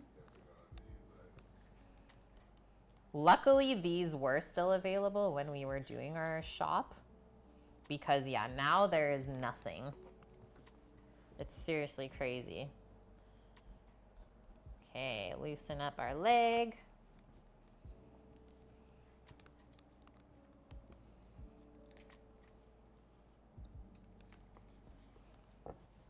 This might be the juiciest chicken I've ever made. Now the breast. So each side of the breastbone. I found the image over here. I really like the lemon smell coming from inside the cavity. Maybe it gave it a little bit of like a lemony flavor. Yeah, there might be chickens at 7 a.m. Are we lagging? Oh, no, just the leg. I was like, is this stream lagging? Polsh. Okay, so keep sliding your knife along the underside of the chicken breast, feeling the breastbone as we go. We're carving.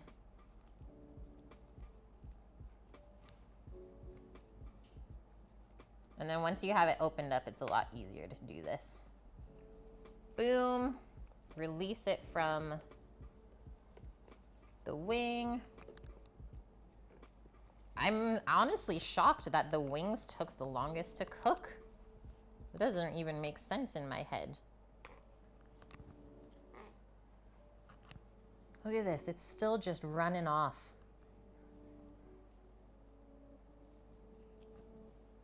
Try and open this up. Perfect. And again, there we go.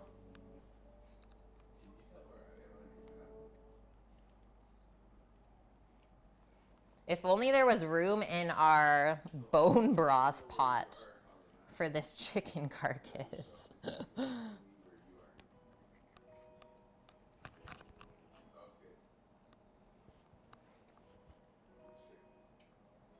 Okay, lastly, the wings, I'm gonna leave. Okay. I know this looks so messy right now, guys, but bear with me.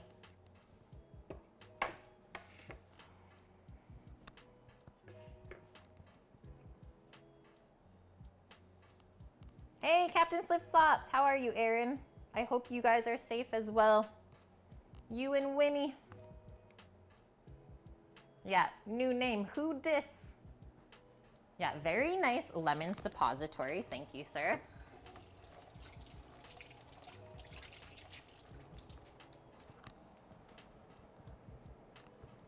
You guys are stocked up and good to go. That's awesome. That's what Sam and I did this week as well.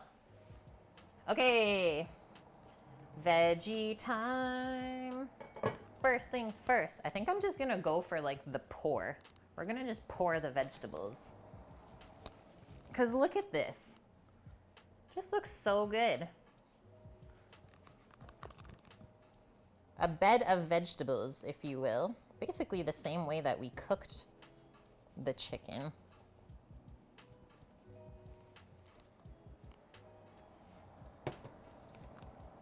Can't let the cabbage stay down there.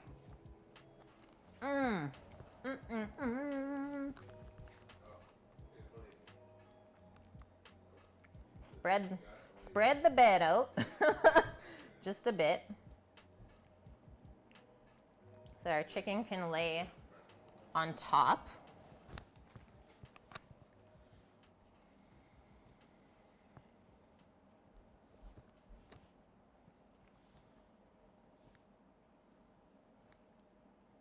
Leg, should we do leg, breast? I think so.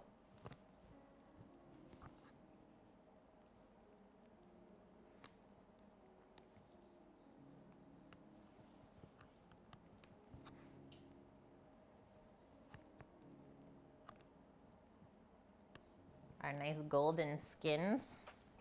I'm gonna try and get rid of this.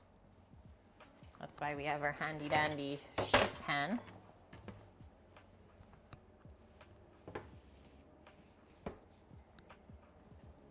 Nothing to see here.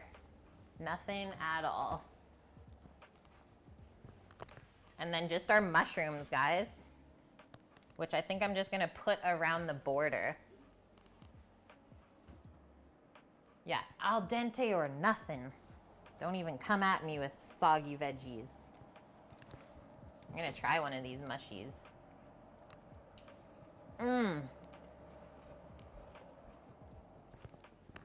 Best thing I could have done to go with this meal.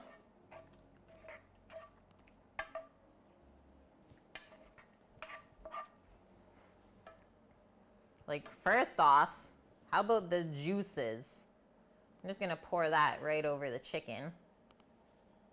At this point, I don't really care about the crispy skin because that's all flavor.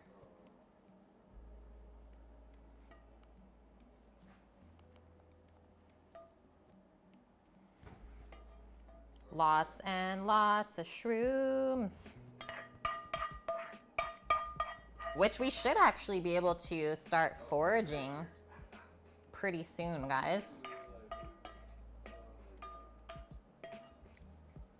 I'm gonna test the internet up at Zach's spot where we pick sometimes and see if we can IRL stream from up there. Who knows, maybe we'll run into like a bear or a cougar. Okay, just kind of clean this up. And then what, I'm thinking we just need something green, like some chivers, just to sprinkle over it. Because this is giving me like French vibes right now.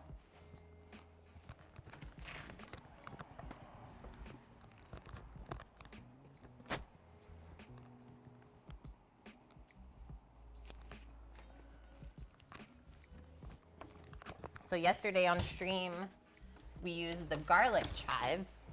Today we're just gonna use regular chives.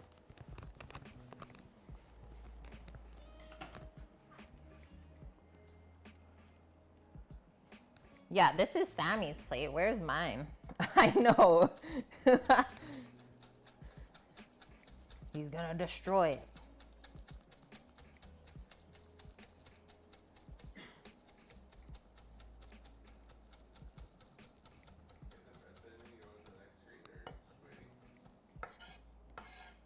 That should be lots.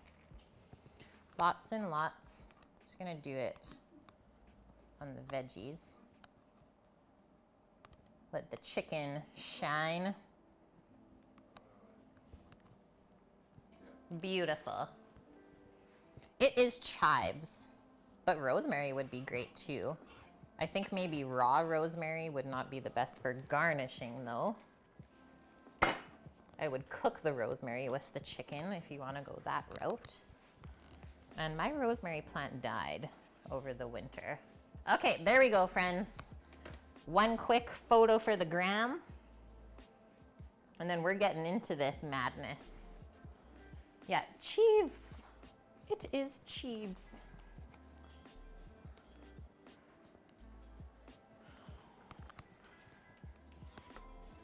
Do it this way because that's how I would present it. Sammy's here to demolish.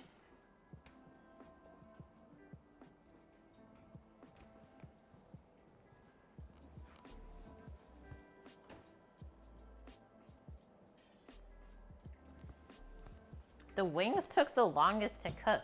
That was crazy. Thanks, guys. Yeah, Sam's about to crush it. I'm grabbing my fork. Oh, okay, I'm grabbing a knife then. Hair's going behind the ears. We're getting into it. The veggies I am so happy with. So flavorful. Thank you, Cookie, for the 1,000 biddies.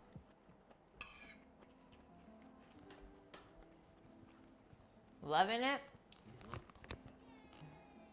And Dust. Thank you so much, guys. Yeah, I'm a foodstagrammer. Honestly, that's how it feels sometimes. Okay, so the carrot was like perfectly cooked. I really want to eat one of these potatoes and see how chickeny it tastes.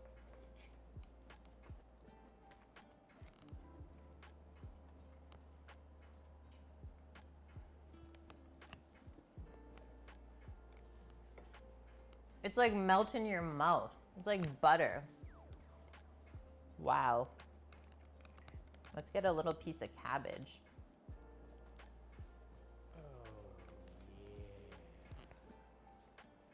What? Choo choo, mother truckers. Choo choo.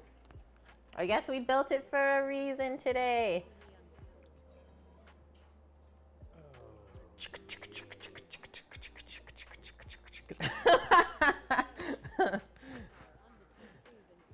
Thanks, friends. Thanks for the great Chimkin Day.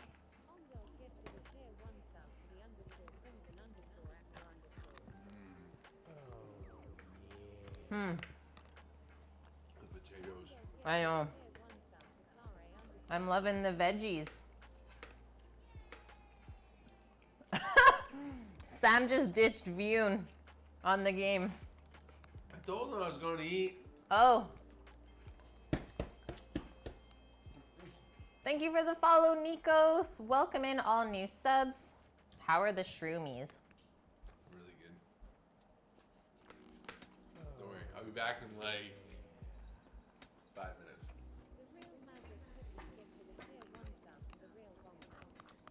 Cookie. Thank you so much. Bonkman. 3 months in a row. Shroomies are like perfectly garlicky. I'm gonna get into this chimkin breast though, because this is a nice crispy piece of skin here still. And then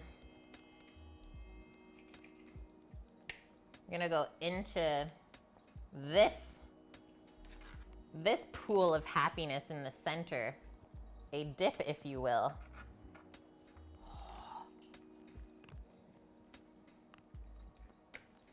Mmm.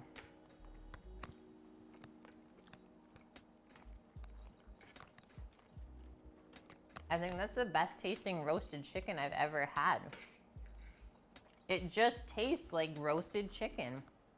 And the skin is amazing. It's got like this toasty, nutty flavor. Kirk LaJerkle. Thank you for the follow.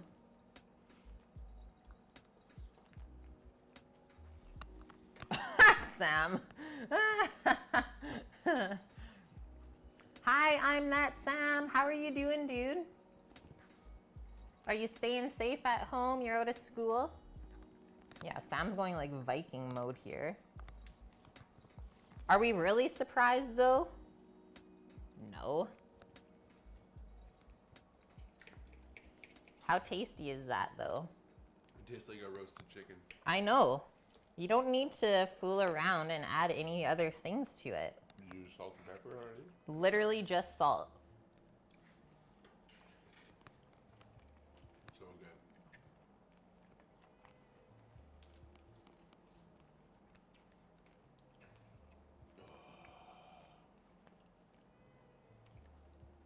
Sammy buried your comment. I'm gonna try one of these with a shroom as well. You barbecued 2 chickens Peruvian style and made ceviche from halibut? Daft, that sounds amazing. Mmm.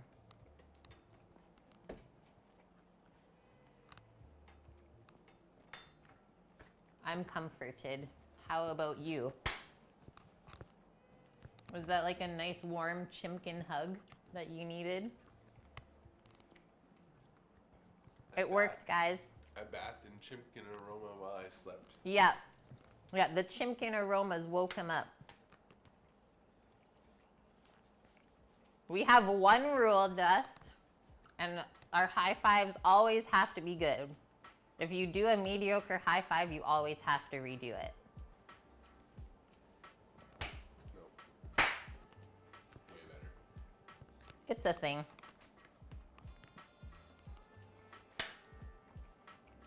That's been destroyed. Okay, friends, we're wrapping it up.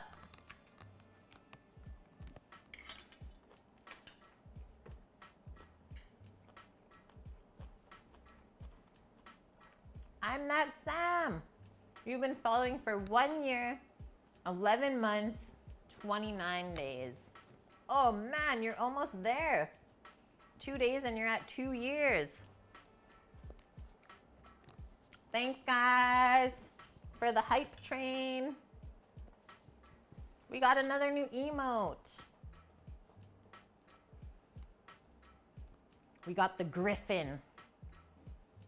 All right, friends. Thank you for everything.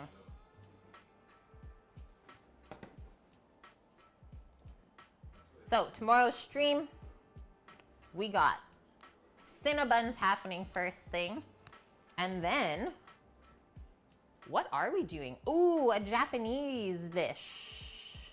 So like rice, and we're doing sous vide egg. What else? Let me check my phone here.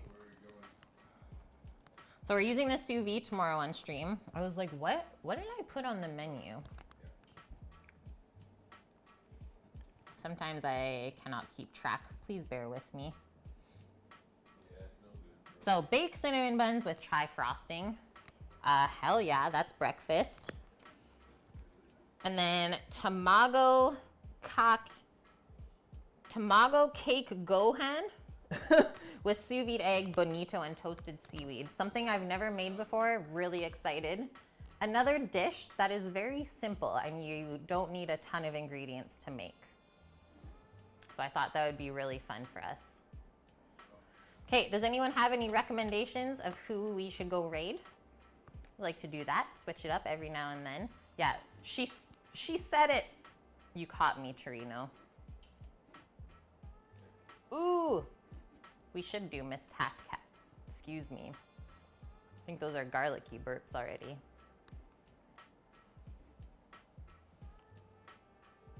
Okay, let's do it. Since we did Legos today, right guys?